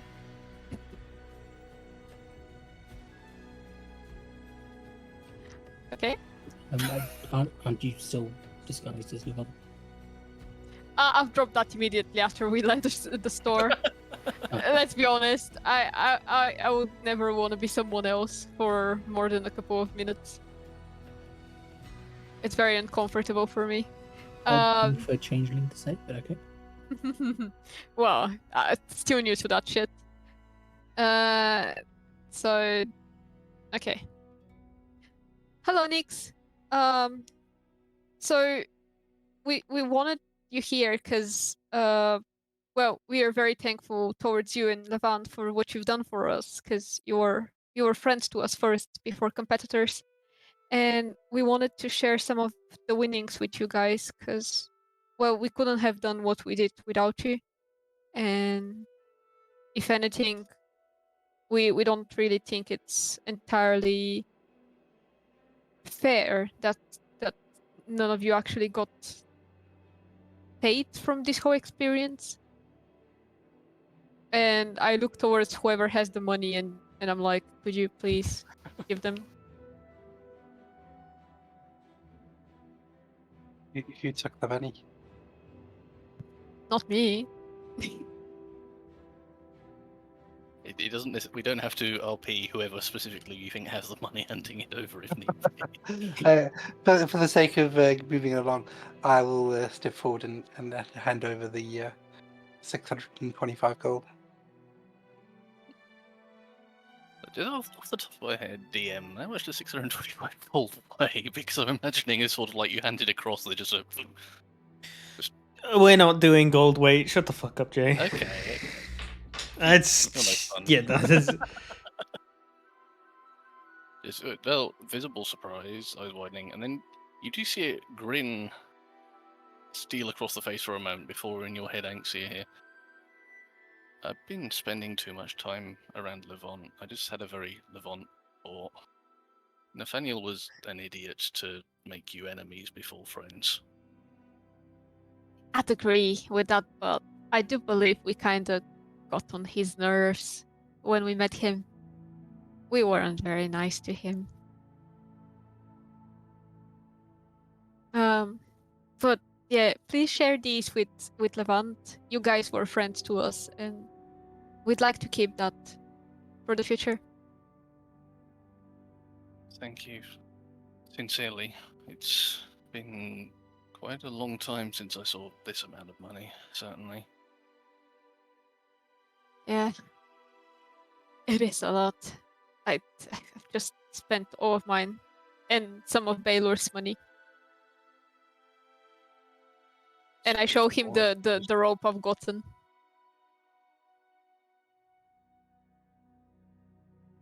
It's an exquisite looking robe, by the way. It's just a gorgeously layered black robe with very thin red lines running all the way down it and down the different sleeves. And there's definitely a magic to it, isn't there? Like, Oh, Yeah. I think Levant would have loved that rope, honestly. he can be weird about what he wears, because if it's too loose, it just tends to blow up in his face. Well, it's not about the looks, really. It's about what it gives. Sometimes it seems like it is for him. But yeah, don't worry too much about Nathaniel. He tends to rub people up the wrong way. It's how I get quite a lot of what I do done, is people paying attention to him, whether it's him performing or they just want to punch him, and now Sonora wants to punch them. That's a good way. That's a good way of running a group, I suppose. Out of character, is it? No. It's certainly a way of running a group. No, it's not. Well, to be fair, Anxie has no fucking idea what a group should look like, so... The Limley the Blind, yeah. He's okay, really. It's just about breaking down his defenses one fireball at a time. Yeah, sorry about that. It was the arena. But I hope I hear... Well, I'll probably... It's not up to me. You'll probably hear from me first, but I hope...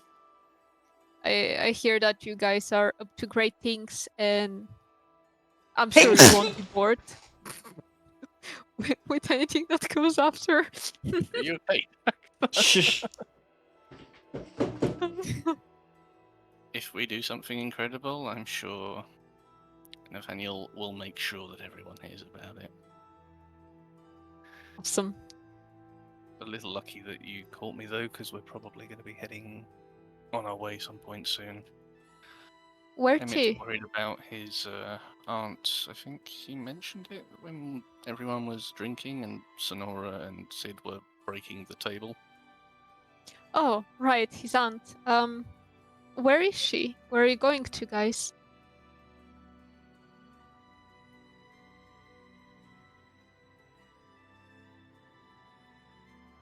Did you not hear me? Oh no, I heard it. Just thinking about it myself and as Nick. Probably, we know that she was in Rel Nibblegup. She hasn't come here. I don't want her to have gone north. So we were thinking maybe along the south coast, possibly to that weird place name in the southeast. Mm. Why are you avoiding the north, if I may ask?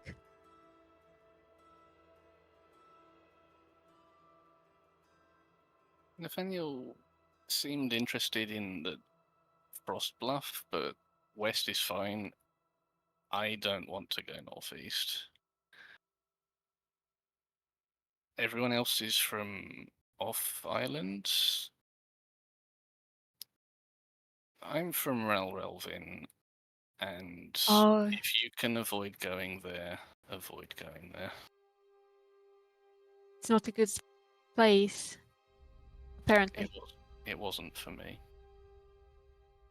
I'll keep that in mind. Thank you. Yeah, though we were thinking of heading towards Gullin Cass or whatever that place is. It just seemed like somewhere someone like Emmett's aunt would lie low. I hope she's there. I hope everything's all right, guys. And you have safe travels. I'll check on you. I'd like that. Just a point that I'd already made to Dex is like I've created a scenario where now I constantly have to have somewhere in mind for where they are in case you send to me. Which is a very DM-y sort of problem to have. Is like, where are you? Oh god, where are they? But yeah, I'll be keeping a narrative in mind. That's lovely.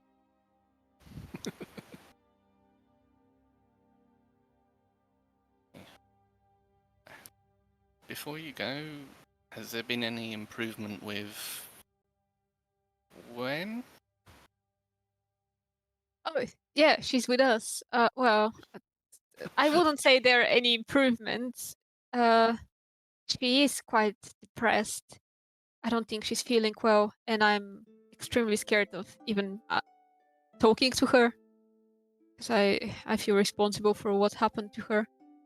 However, I think we're gonna bring her with us until we figure out what to do. We really don't know what to do with her.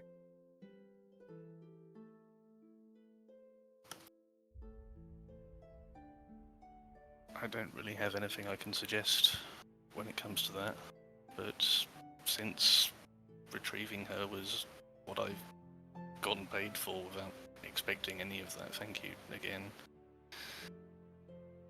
I just want the best for her. So do we. We're gonna do our best to make sure she's comfortable and her life gets better. It's just keeping away from the drow at this point. Yeah.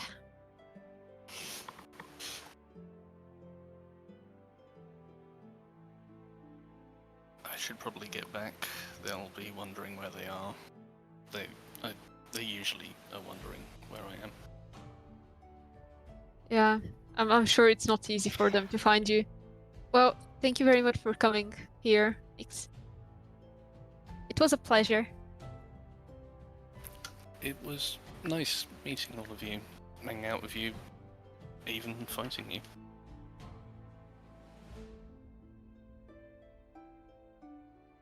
I've been doing something. May I hug you? There is a fairly sizable pause, I guess.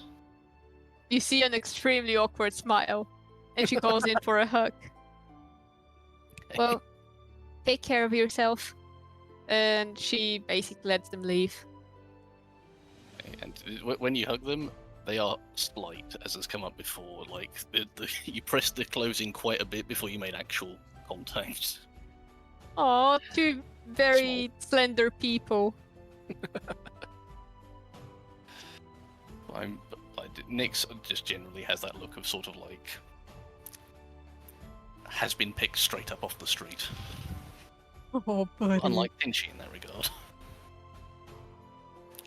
But yeah, then after one final awkward nod, because frankly Nyx is also like not unlike that, they'll amble away and you lose sight of them almost immediately.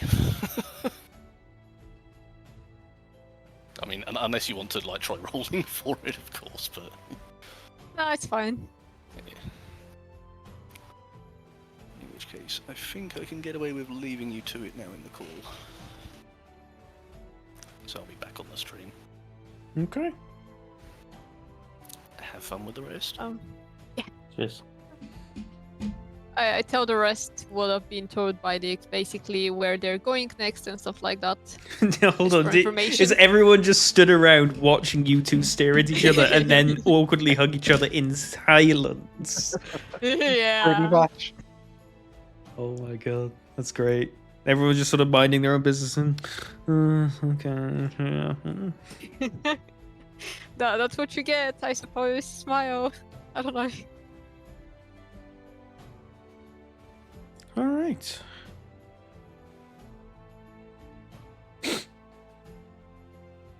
Is there anything else to be doing in this city now? I think we're done, maybe. Sorry. Yeah, I was going to say, I think, like, make sure we've got all our stuff from our room and thank the innkeepers and then head on out. Well,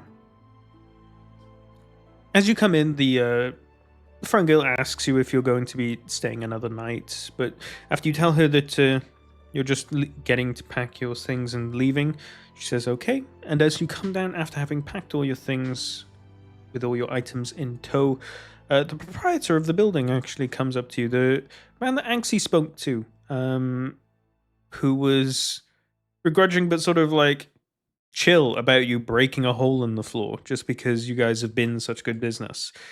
He tells you about how it's sad to see you guys leave, and notes that your arena match was a thrill to watch. And with that, he gives you all a good farewell and sends you on your way. Now, That's unfortunate. Has anyone seen Pinchy?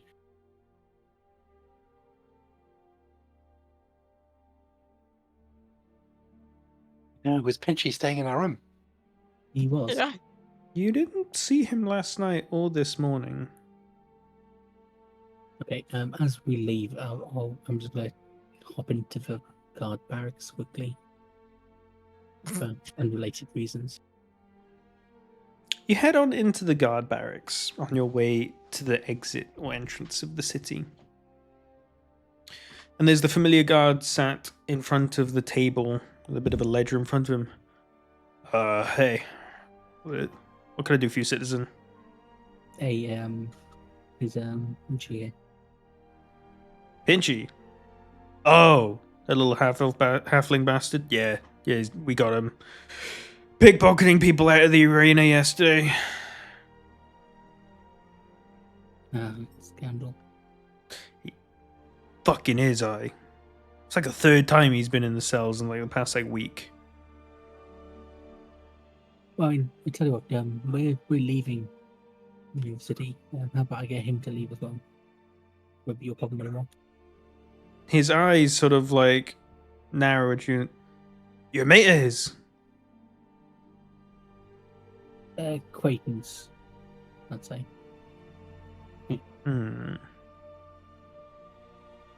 Only if I can walk you to the city gates and watch you leave myself. Fine by me. All right. As we are leaving now, aren't we? Check.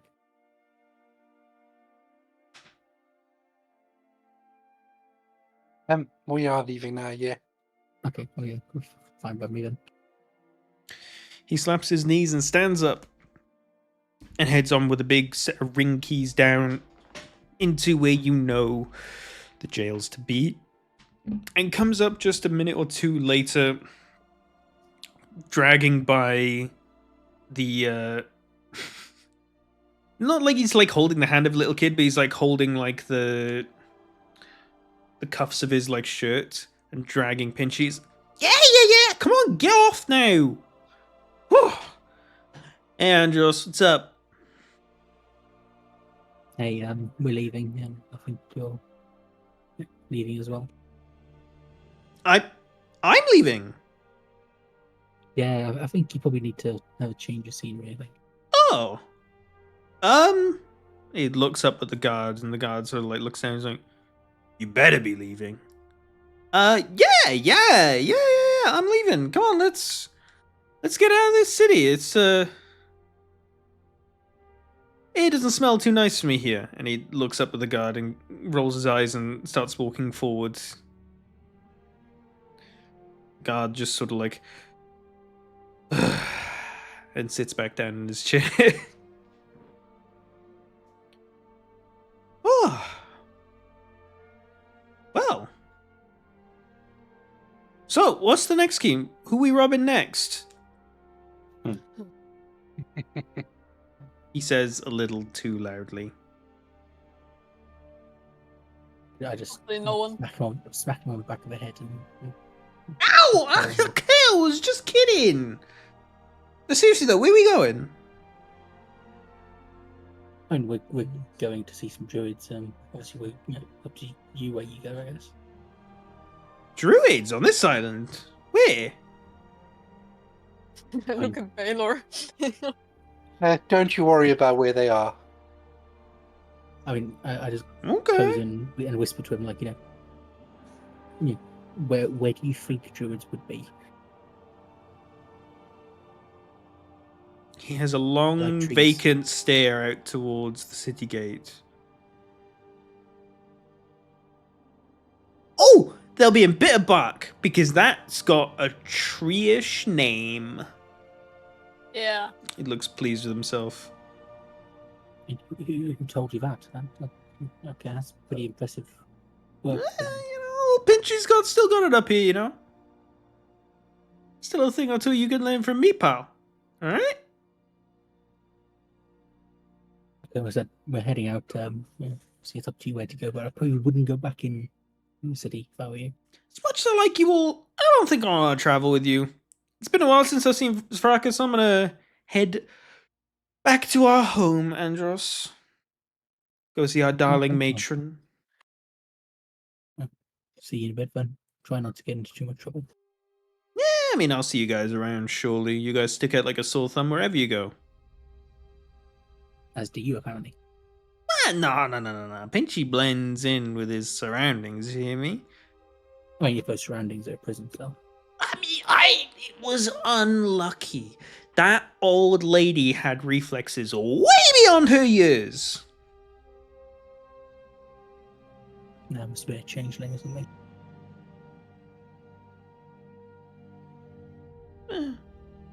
He sort of like disinterested in the conversation, is just looking out towards the city, the gates as you guys are walking. Like he's tuned out what you said. So you got a horse for me?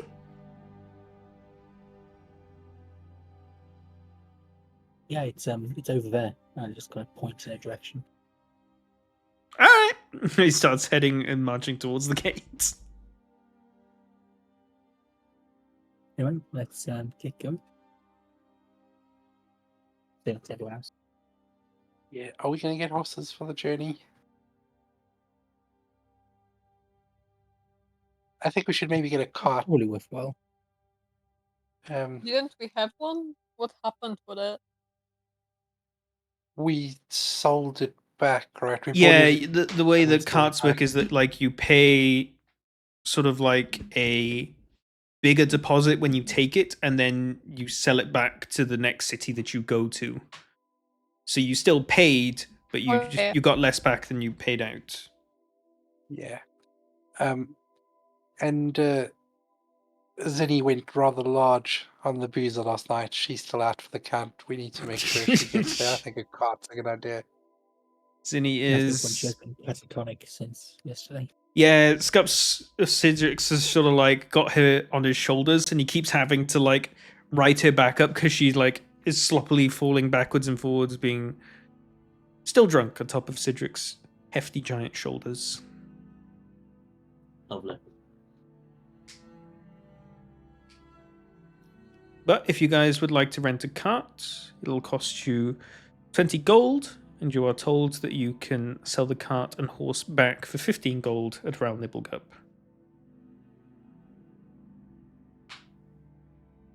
I think Zinni will pay for that, I think. All right. Any disagreements?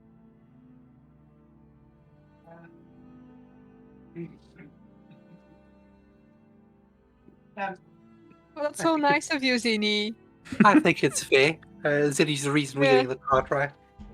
Yeah, Mhm. and also Zinni's the richest. True, that girl never spends her money. Well, she's never here, so it's kind of hard to do that. Oh! Well, your horse and cart slowly pulls away from the stable, and you leave the confines of Ralhaftherd. It's been a long while since you set foot in this city for the first time, and you definitely stayed here a bit longer than you had anticipated. But your stay was nonetheless filled to the brim with events, with people, with drama, and you've come out wiser, more well-rounded, and significantly richer. Yeah. Some of us. No. So, But wealth with the things we have. Yeah. And the friends we made. I guess. it is just after midday, and it takes a full daylight's worth of travel in order to get between Ralhafton and Ralnibelgup. So you will either have to ride through the night or stop at some point in the Gup Fields and rest. I think we should definitely rest rather than riding through the night. Yeah, and I also don't think we're going to Roundy Book Up whatsoever. So I think we just rest, then we basically travel the whole day until we get as close as possible to the woods. Is that going to be down to Edgewood, or are you going to go off the beaten path? Which one's better? I think it makes sense here to like Edgewood and then go into the woods from there. Yes, stick to the road as much as possible. In that case, the road will basically take you past the entrance of Ralnibelgup, just because it's naturally how the roads go. But you can take the roads straight to Edgewood, basically. And while we're traveling, we should have a chat with Gwen. Yeah, she is sat on the cart and still quite quiet. Not as emotionally dead as when you first found her after she awoke. But she's notably not really taking in her surroundings, just sort of letting everything wash over her. Question for the DM: is this a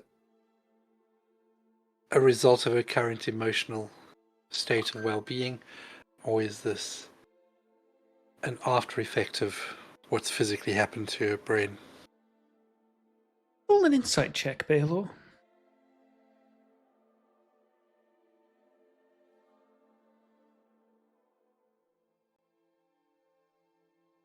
You are able to guide yourself for this if you'd like as well. Yes, please.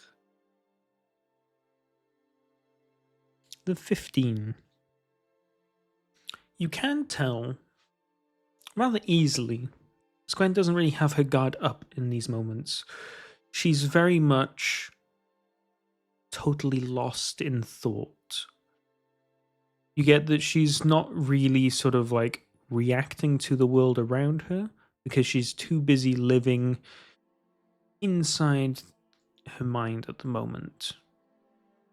It's not magically induced in any way, just a lot of rumination happening at the present moment. All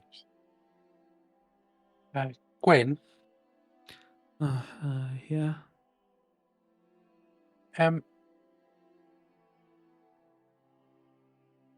do you want to go back to Ralnibelgup? Where else would I go? Well,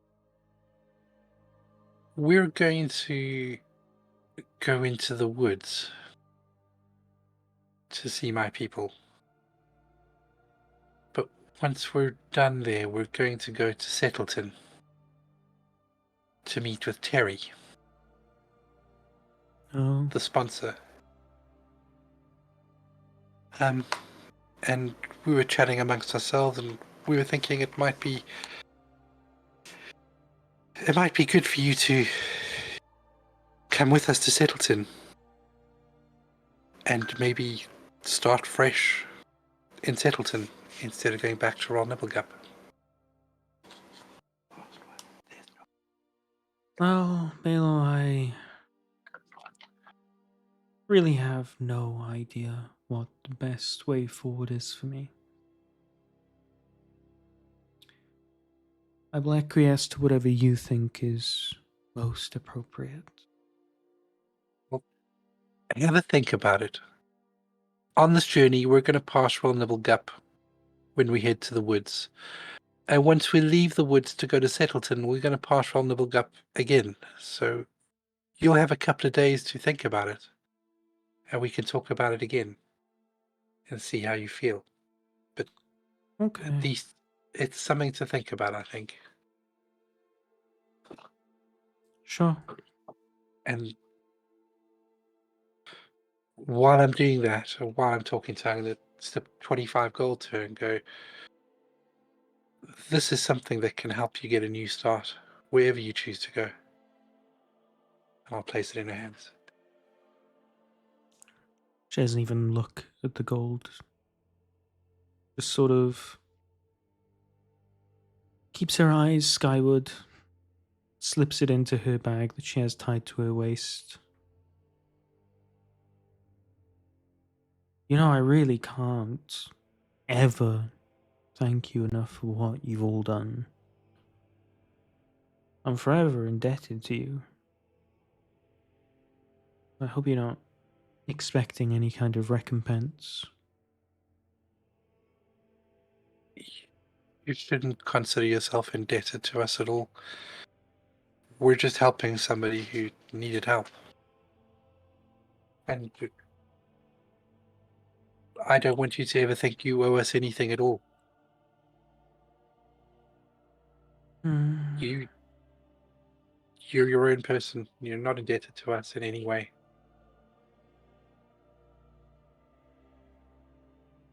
Right, well.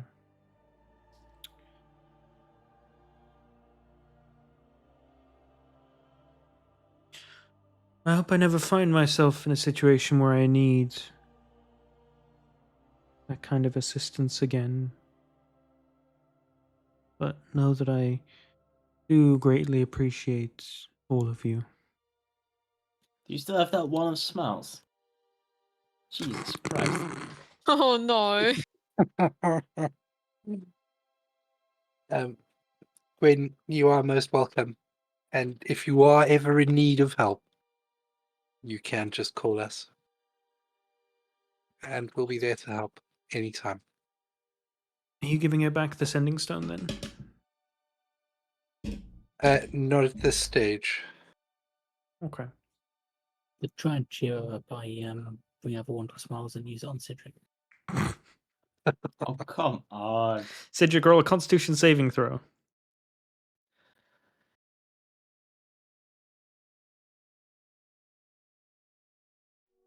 You're one who bought it. Yeah.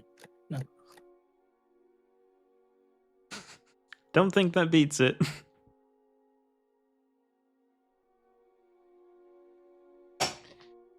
Sid, a rigid smile starts to streak across your face and sort of glues your cheeks in an upright and smiling position. Guys. What's going on? Cedric's eyes look worried and somewhat afraid, but he's smiling. And so, my eyes are pure terror. And I have this really big grin on my face. You can clearly see my big tusks kind of, well, half orc, so like semi-big tusks, kind of sticking out. And while looking like that, I turned my face to Gwen, looking at her.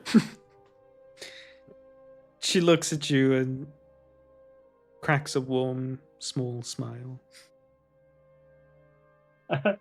Yeah.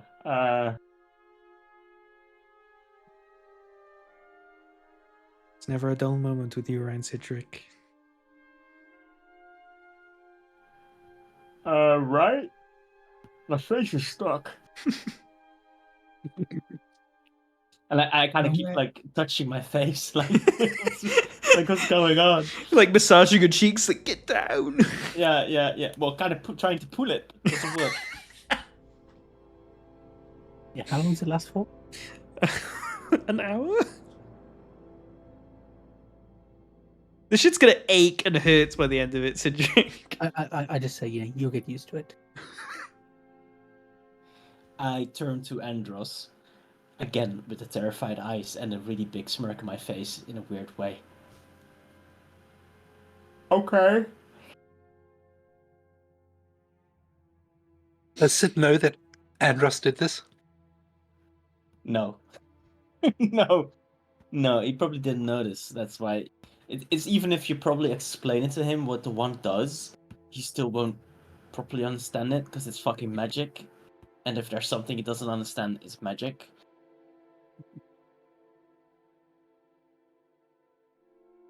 Yeah, don't worry, Cedric. I reckon it was Carnellen getting his own back again. Not the first time he did something like this. Again, looking at you with a big smile on his face. I mean, his mouth is like open with like a big smile, right?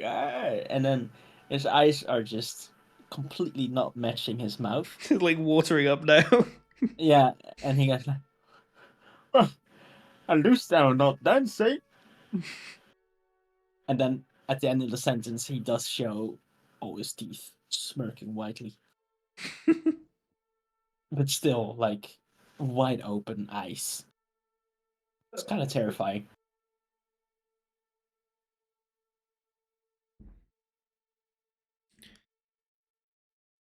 And it just kind of goes, we're traveling, so it just kind of goes on wherever he's looking. It's almost like you forgot he has it. But every time you guys stare at him, it's absolutely terrifying. With Gwen now seemingly momentarily snapped back to reality, she starts to look around you all. I heard that your fight went well. It's been the talk of the city as far as the nurses were saying. It did go well. Thank you, Gwen. I kind of get why it was the talk of the city, but it's kind of weird for me to be part of what was causing the city to talk. But it did go well. And it wasn't even needed in the end. Were they a worthy adversary?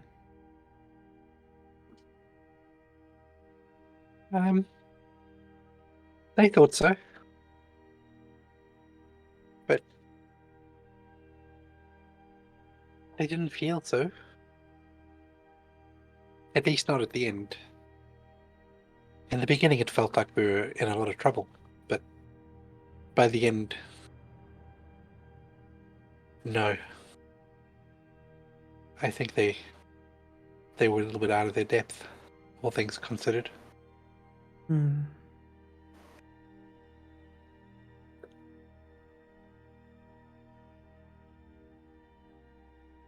Well, I'm glad you're still making good names for yourselves.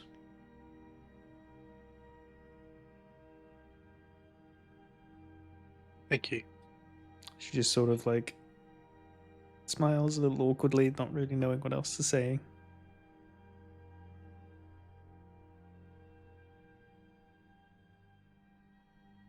Who is driving this cart? I'd say Zini.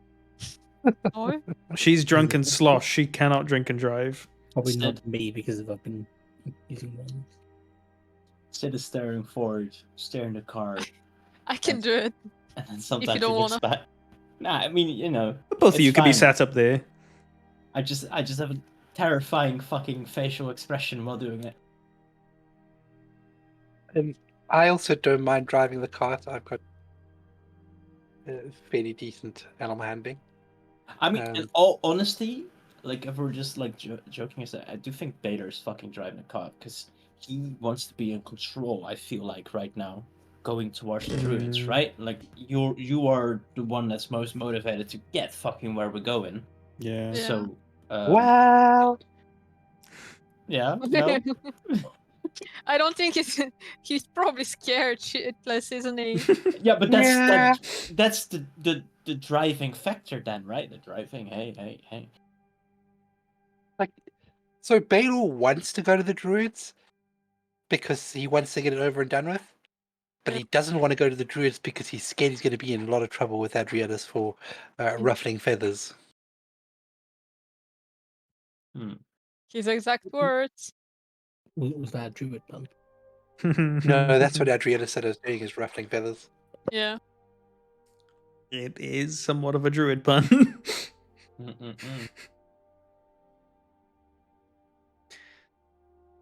Oh.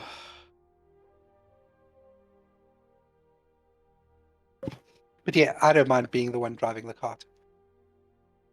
I think you would be the one. Yeah, Most that of us makes don't more really have sense. good animal handling. Hey, that's not true. Well, it's you and Baylor that have good ones, right? I don't think the rest do. Sid and Baylor up front then. Yeah, I'm still touching my face probably.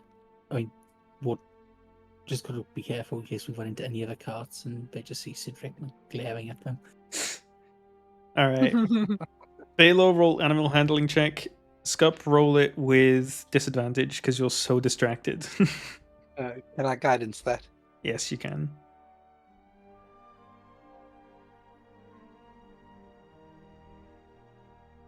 Oh, let's go. Shits and giggles. All out of guidance.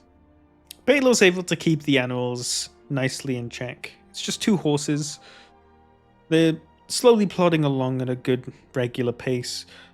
Sometimes they keep looking back and seeing Cedric and starting to look a little distressed, but Baylor pulls on the reins a little bit and resets their eyes back forward.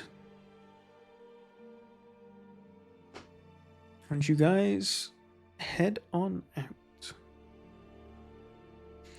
Doesn't take you too long for the road to enter what's known as the Gup Fields, which is just a bunch of farming fields in a perimeter around Little Gup. Though they are barren and unused.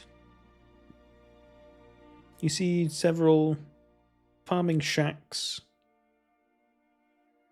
set up probably long, long ago and are now destitute, collapsed, and no longer manned. Any conversation you guys would like to have while you're on this section of day's travel?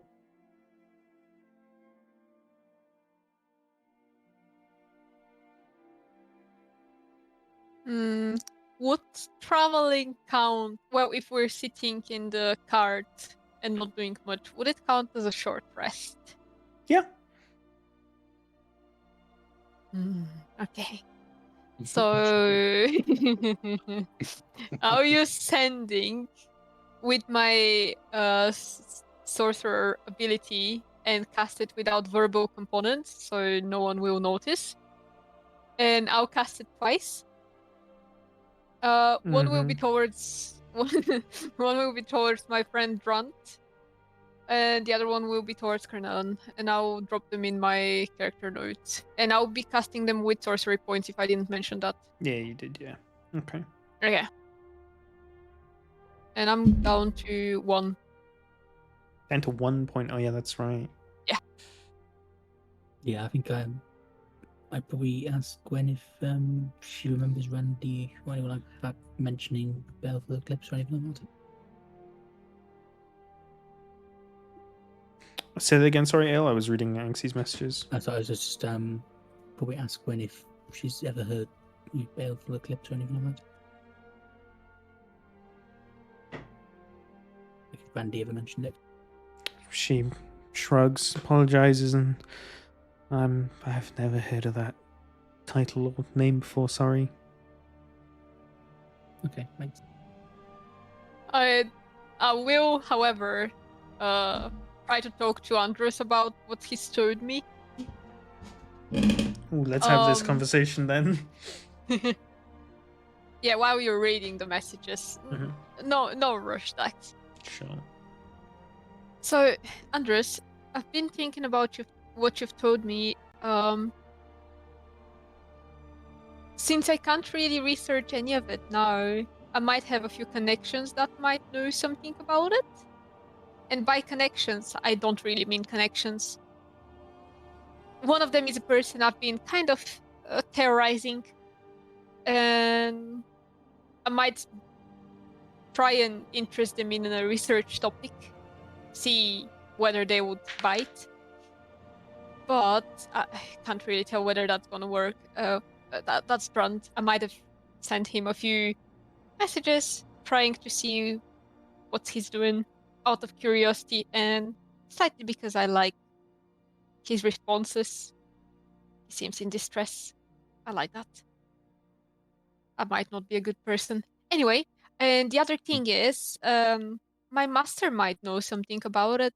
If you don't mind me asking her at some point. Yeah, I mean, you could ask. The other thing to mention as well is the name Ladrinov. Yeah, okay. Or I Lecrinov. write it down in my notes, basically. Topics to ask, basically. You write down the names Lekranov and Baleful Eclipse. Mhm. The latter likely being some sort of title, obviously, rather than an actual name. What are these things to you? What happened?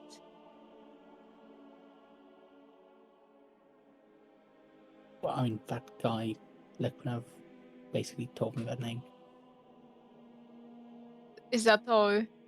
You just heard this?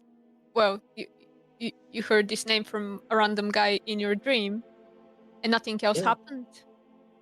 I mean, basically, yeah. He might have been involved in it as well. Hmm. You could say.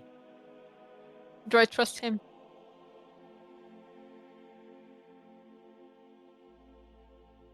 Dax. You trust him. Roll insight and then contest whether it's whether it's perception. You can actually switch on the top of your sheet to your roll to be whisper to GM. So click that and then roll whether it's perception or deception, depending on whether you're lying or not. Oh, okay. Mine or his? His. Yours is just an open insight. Mine's No one been really rolled, needs. and I'm gonna re-roll it with lucky. Okay.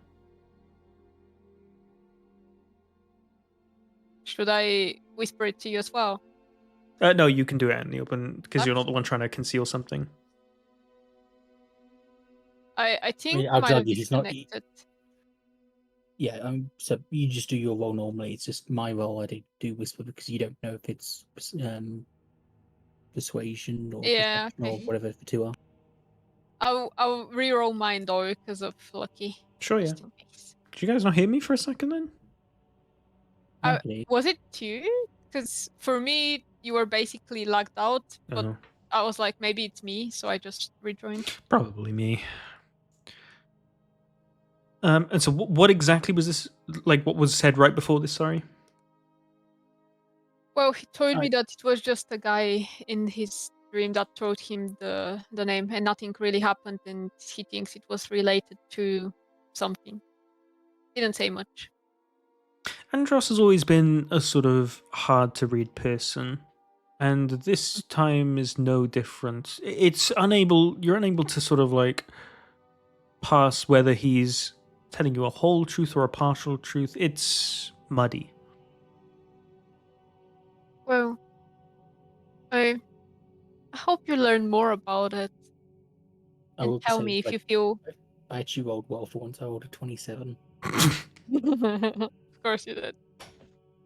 I don't think I could have beaten that No, you got +6, so you couldn't. Yeah. I mean, yeah. You could. Is that the most you can roll? Yeah, that was natural 20. Yeah. Well.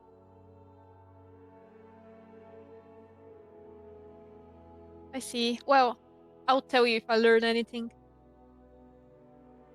Thanks.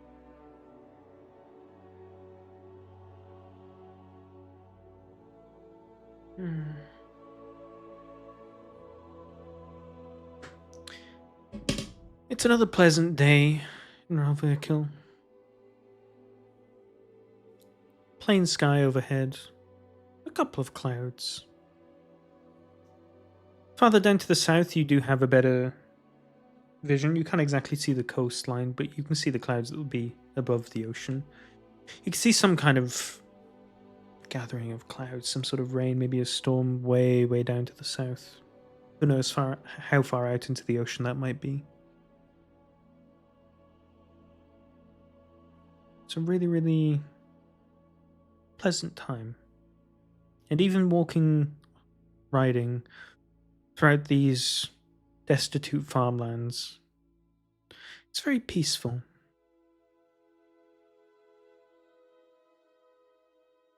Somebody roll me a d20.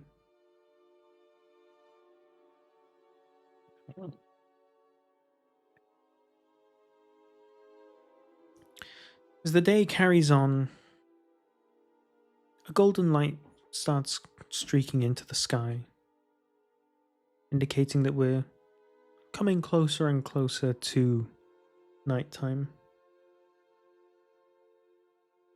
The roads have been pretty barren. These are roads seldom travelled.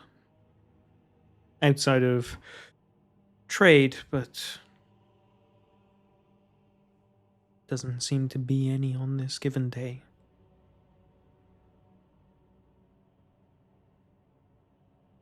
As the day slowly starts to come to a close, are you going to pull to the side to rest for the evening? Yeah. Yeah. Okay. You do so and begin to unpack your things.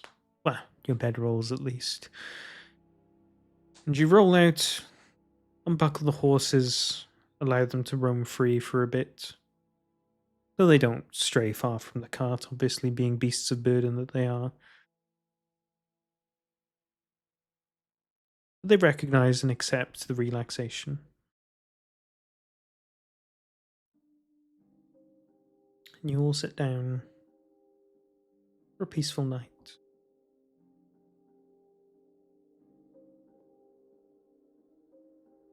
As you see the moon now in sky overhead, slightly to the south.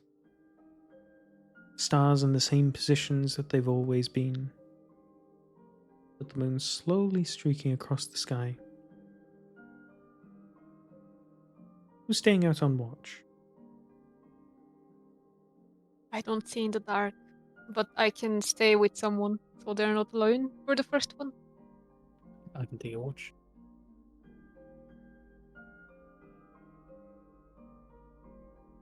Okay. Andros and I Anxie. I'll take a watch as well. Ayla will take the middle watch.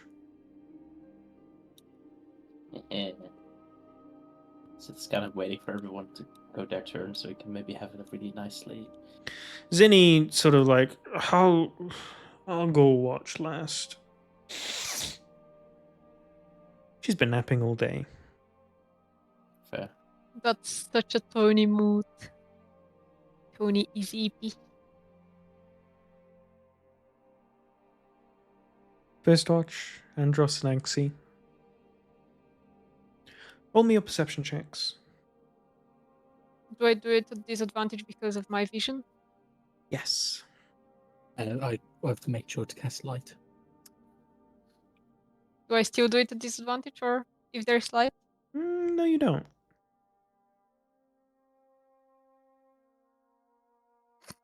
What is it with my rolls today? They're so shit. Andros accidentally rolled in Whisper, but he rolled a 13. Oh, Do sorry. we? Yeah, Am I A peaceful night falls before you. Out here in the Gupfields, bereft of farmers, it really is nothing to be heard around, outside of maybe the odd nocturnal bird flying overhead. Is there anything that you two would like to converse about in this blackest of nights?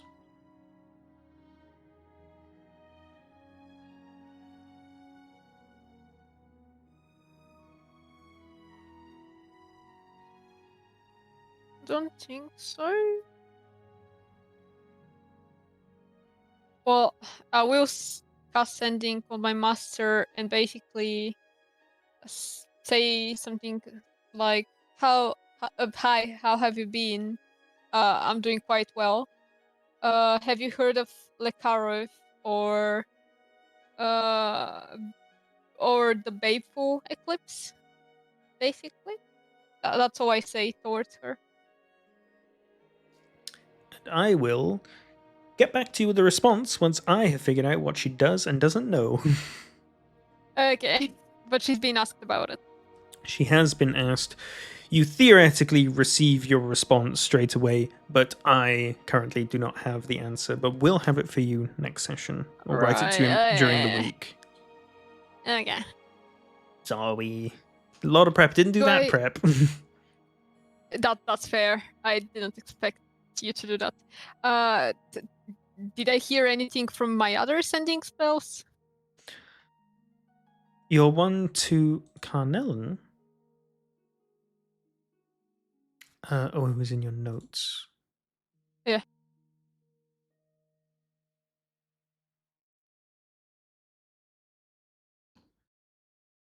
Yeah, sorry. Always onwards to the next thing. I truly wish you all the best. I really just need some space.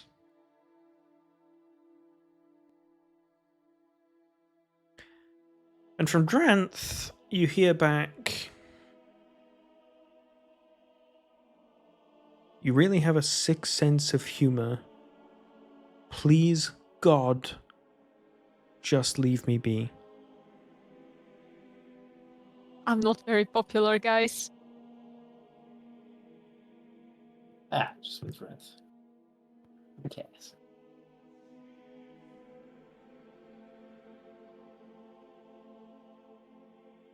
What I asked Drant was basically what I told him was basically, if you're ever interested, I might have some more curious research topics.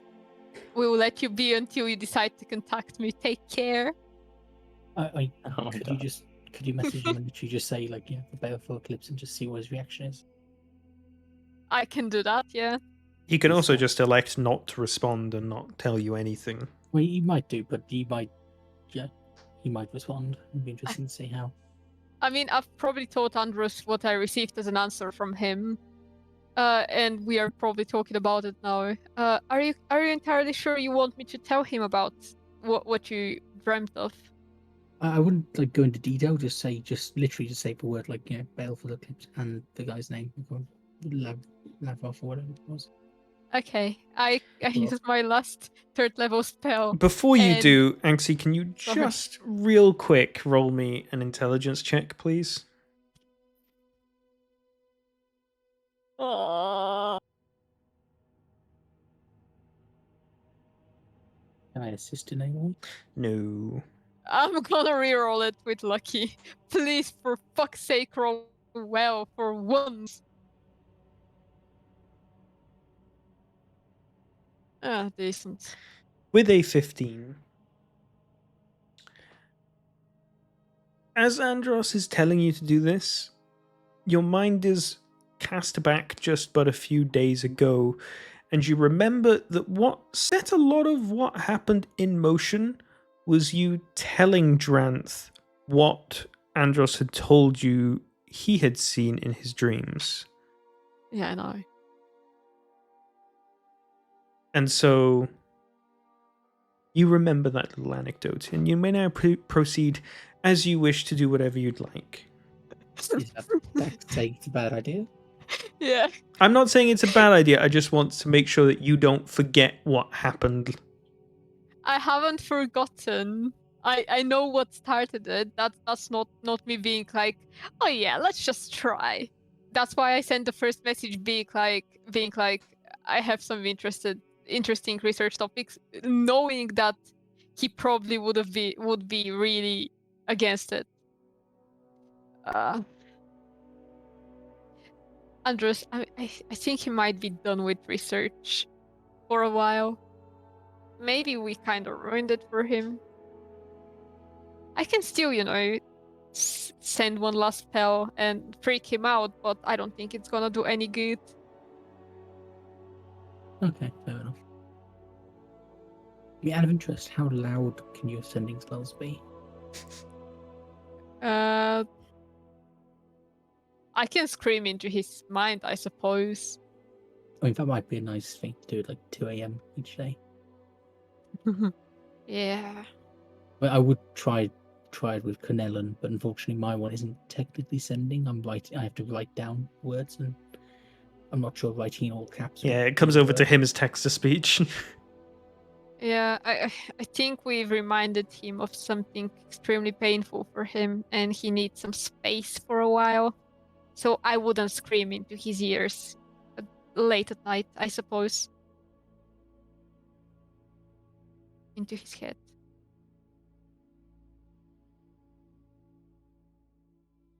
Okay, we'll ditch the tramp idea then. For now. Frigate. I guess there's no harm. I'll also use minor illusion just to kind of show the area I was in. Just make sure my show was basically nothing, but Mm. and also what Lekranov would look like. Anxie, roll a history check. Oh, please.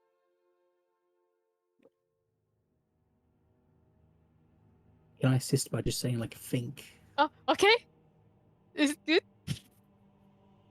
The space that Andros shows you with his minor illusion bears a lot of similarity to what Zinni described to you as the area that her dreams take place in. Holy fuck. Andres, I think you might want to show this to Zinni. This resembles what the place she dreamt of. Does it? Also bear in mind I'm also showing the giant eye on the Well, in the distance. That not maybe as minus much. the eye. The area itself, what it looks like in there. The other thing was she mentioned there was lots of people in her one. There was there was only one person in mine. Yes, and Lekranov, for point of order, was corporeal. It was his physical form there. Whereas Zinni sees spectral silhouettes. You saw literally a guy. You saw how bruised and blighted his skin was. You saw how his head looked totally shaven. Holy fuck. He's bald. He's bald. Oh wow, holy fuck too. They're dreaming of the same fucking space. So I wouldn't say it's the same space per se. Maybe the same similar. concept or place, kind of place.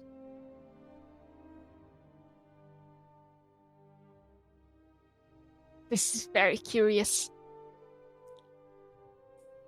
With the full minor illusion description of Lekranov, by the way, Anxie, he looks truly like a withered husk of a person. Literally, if you stuck a needle in him and took out every single bit of anything that you could out of his body, he looks basically just skin and bone. The way I imagined it in my head is like Voldemort at the end of the Harry Potter movies in that dream space. He's just like a sort of thing. Yeah. But would you say the image I put in notes is? You can put that in the general chat if you want. That's pretty. That's very, very close to accurate.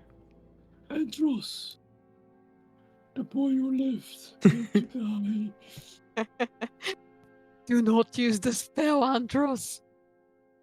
I mean, that's the image I used. Yeah, look in the general chat. I'm planning on road. Oh my god. I'll stop now. It looks like it's not it, but it looks like those guys from Men in Black as well. The little dudes inside the head mechs.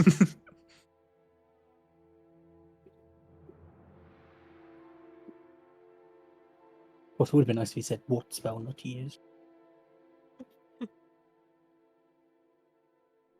He did say don't use that spell. Yeah, that's not very helpful. Mm.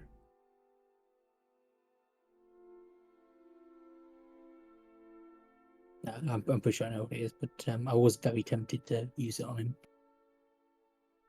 Just to see what happens.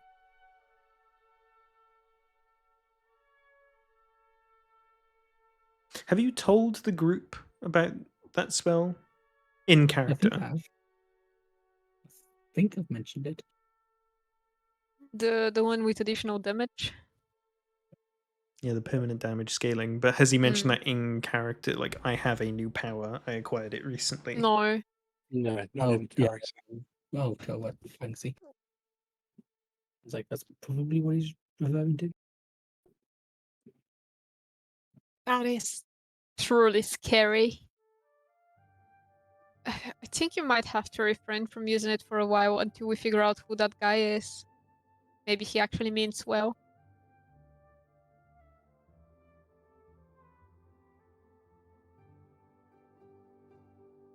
Yeah, I mean, I'll keep from using it until we learn more, I guess.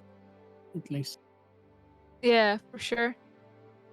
Let's hope we learn something soon.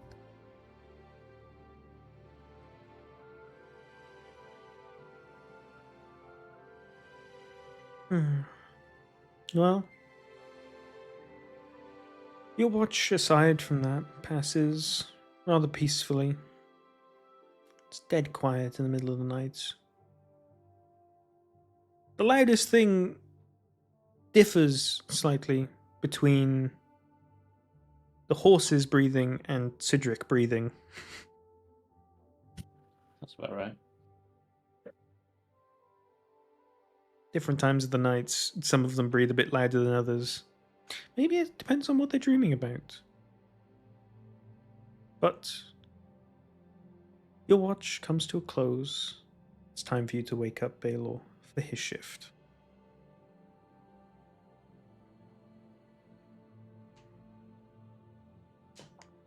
Wake up, Baylor.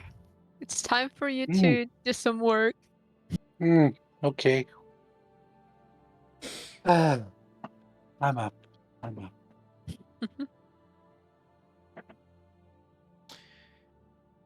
It is rather disconcerting to be woken like this, Baelor, because out here in the pitch black night, where there's no lights, it's you get shaken, but it's like you can't even see Anxie right in front of you. Oh, my light spell. Your light spell's still up. Never mind then. You can briefly see, and the light spell persists for a bit into your shift, but it eventually wanes and disappears. I'll do a little bit of this. Casting Dark Vision on yourself, you look out across the Gup fields. It's been a long time since anything was truly planted here and like tended to. Doesn't give you the nicest of feelings. Is there anything that you'd like to ponder about while you're here? Just with yourself. No, nothing in particular. Nothing that hasn't been on my mind already for our whole journey here and the last couple of days.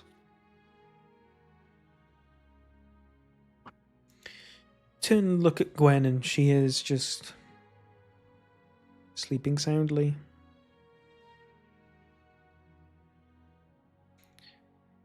The more you think about it, the more it really is just upsetting what's happened to her in its totality. Poor woman that's been through so much and deserved absolutely none of it.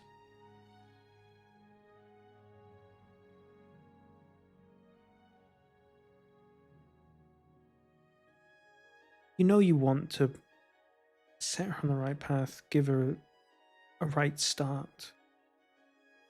You really wonder about what kind of parameters you can even set in place to allow such a thing.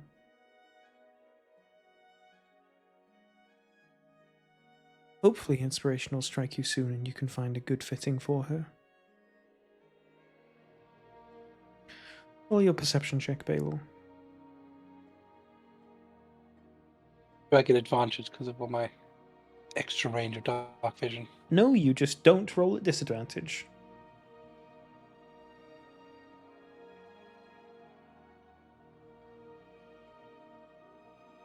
"22's good. You're keenly aware of everything that's around. There's one part in your shift. You hear something slightly. As you tend to look at the group, you see Cedric slightly chuckling to himself while he sleeps. Something's happening in his dream. Who knows? Fucking one. But other than that, your shift passes without a hitch. And at this point, as you go to wake up Zinni, she's already awake by the time you come to her. Sort of, like she's just woken up after being asleep for 2 days or something, finally realizing that she has consciousness again. Oh, my head. Whew. I drank a lot.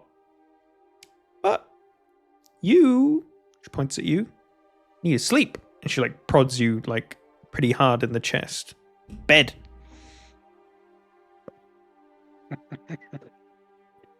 You keep a good watch. And if you need to wake us up. I keep the best watch. She is going Okay, to everyone get ready for combat. roll a perception check.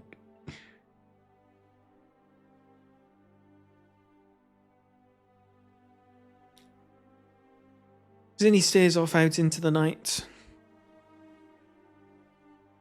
pondering about, now that she's left Rahathard, how much has she learned in just that brief excursion to this one city? It really makes her think about just how much is still left to be learned out in the wider world, let alone just this island. And her watch passes without a hitch. Everybody press the long rest buttons on your sheets. Oh, it's a new day, new sending spells I won't be using.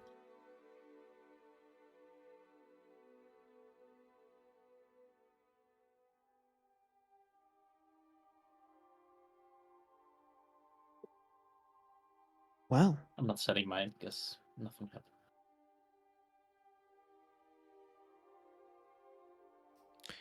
dawn is upon you. It's slightly more overcast than it was yesterday, but only by a couple of clouds or two. And still single-digit clouds in the sky anyway. Doubt that there's going to be rain, but it's definitely going to be a nice day. Who's taking the reins on the horses again today?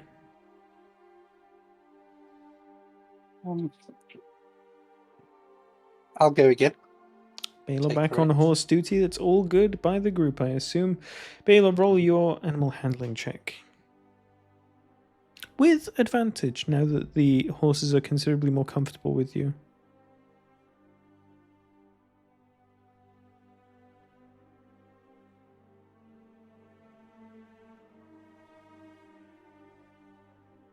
19, you're confident in the horse's abilities, and they're confident in your leadership. As you head onwards across and further into the Gup fields, and you can just about start to see on the horizon Ral Nibelgup.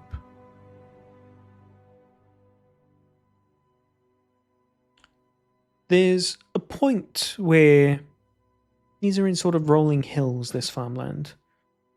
When you crest the hill at one point, you notice something down to the southwest. A big lake, and on it stands a singular stalwart tree.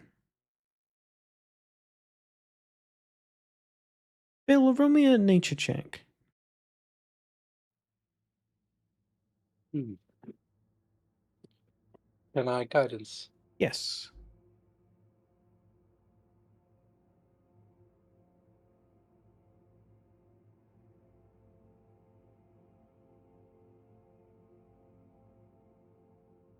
With your 13, you're able to discern that it's a rather unique tree, one that you've not seen its ilk before. You're only briefly glimpsing it as the cresting of the hills lines up just so that you can even see this lake at all, because it's quite close to the horizon, honestly. But even in the clear daylight, you see that this tree is orangey in its hue. Interesting. And in just a few minutes, it's gone from your vision once more. Should we go and take a look at it? You are currently in the middle of sort of like fenced-in farmland, and so you can definitely head that way at some point, but not without having to ram a cart through a bunch of fences and stone walls at the moment. You know that the road eventually starts to lead south or southbound when you get to the the front gates of Ral Nibelgup. And you're only, at this point, a couple hours away from there anyway. But with Ral Nibelgup now just on the horizon, and Gwen's former place of residence, with all the turmoil associated with it, just now on your horizon, that is where we will go ahead and bring an end to tonight's session. Nice. Finally out of that damn city. Ah, thank fucking God. Yeah. You guys were there way longer than I anticipated you to be. Yeah, well, don't fucking Oh. organize a tournament and be like, it's in 8 Yeah. days. Yeah, brother. It was 10 or 9. Yeah, like, brother. That's you. Who did that? I mean, yeah. We could have passed the time as well, just going, Yeah, we're not you could doing have this just again, said, just like, we do nothing and pass time until the day, but you kept having shit to do. you kept chucking stuff at us to do as well. No, that's not RP. Just like press T to wait. Like, no. It's not really that, but it's just like you can spend a week doing light activity and just like, hey, I'm gonna learn how to do something in this like week off or something. That's like normally how like time gets like large amounts of time in D&D get passed. Like say someone wants to learn a new language, gain proficiency with some kind of artisan's kit or something like that. I could have learned a language. Not you, you're- but like other people could Can have. I? Do you Yeah. reckon I can train my summon at all? I want to see if I can train it to play cards. Which summon? The Spirit of Death. Oh, okay. I mean, It's got 16 int. Should be able to. it's not really that sentient. It basically operates on your every beck and command. you can tell it to play cards, and you can tell it like how to do the things, but it's like it's not going to really do it unless you tell it to. Okay, what about the Shambler? That's a hard no, brother. That would be a good party trick. You fucking would. Wait, are we checking what we can be doing in our downtime? Is that it? Yeah, I'm just, because like using Critical Role, that's how stuff goes. Yeah, but did we actually have any downtime to learn anything? No, 'Cause you I guys would've had loved shit to learn do a the whole time language. instead. Yeah. For the record, like, it would take like many weeks for you to learn a language. It's just like you have to explicitly state, I will spend my downtime doing this, blah, blah, blah, blah, I mean, blah. wouldn't Yeah. you also need like somebody who speaks the language or a book or something? You couldn't Yeah. just think yourself into learning it. True. No, man, I would just think of it. Oh, wait, actually, I can try and learn Drow by using sending on Nyx, and I'll be learning like 1 word a day or something. Fucking Duolingo streak with Nyx. Sorry, what? That sound like a word of the day evenings.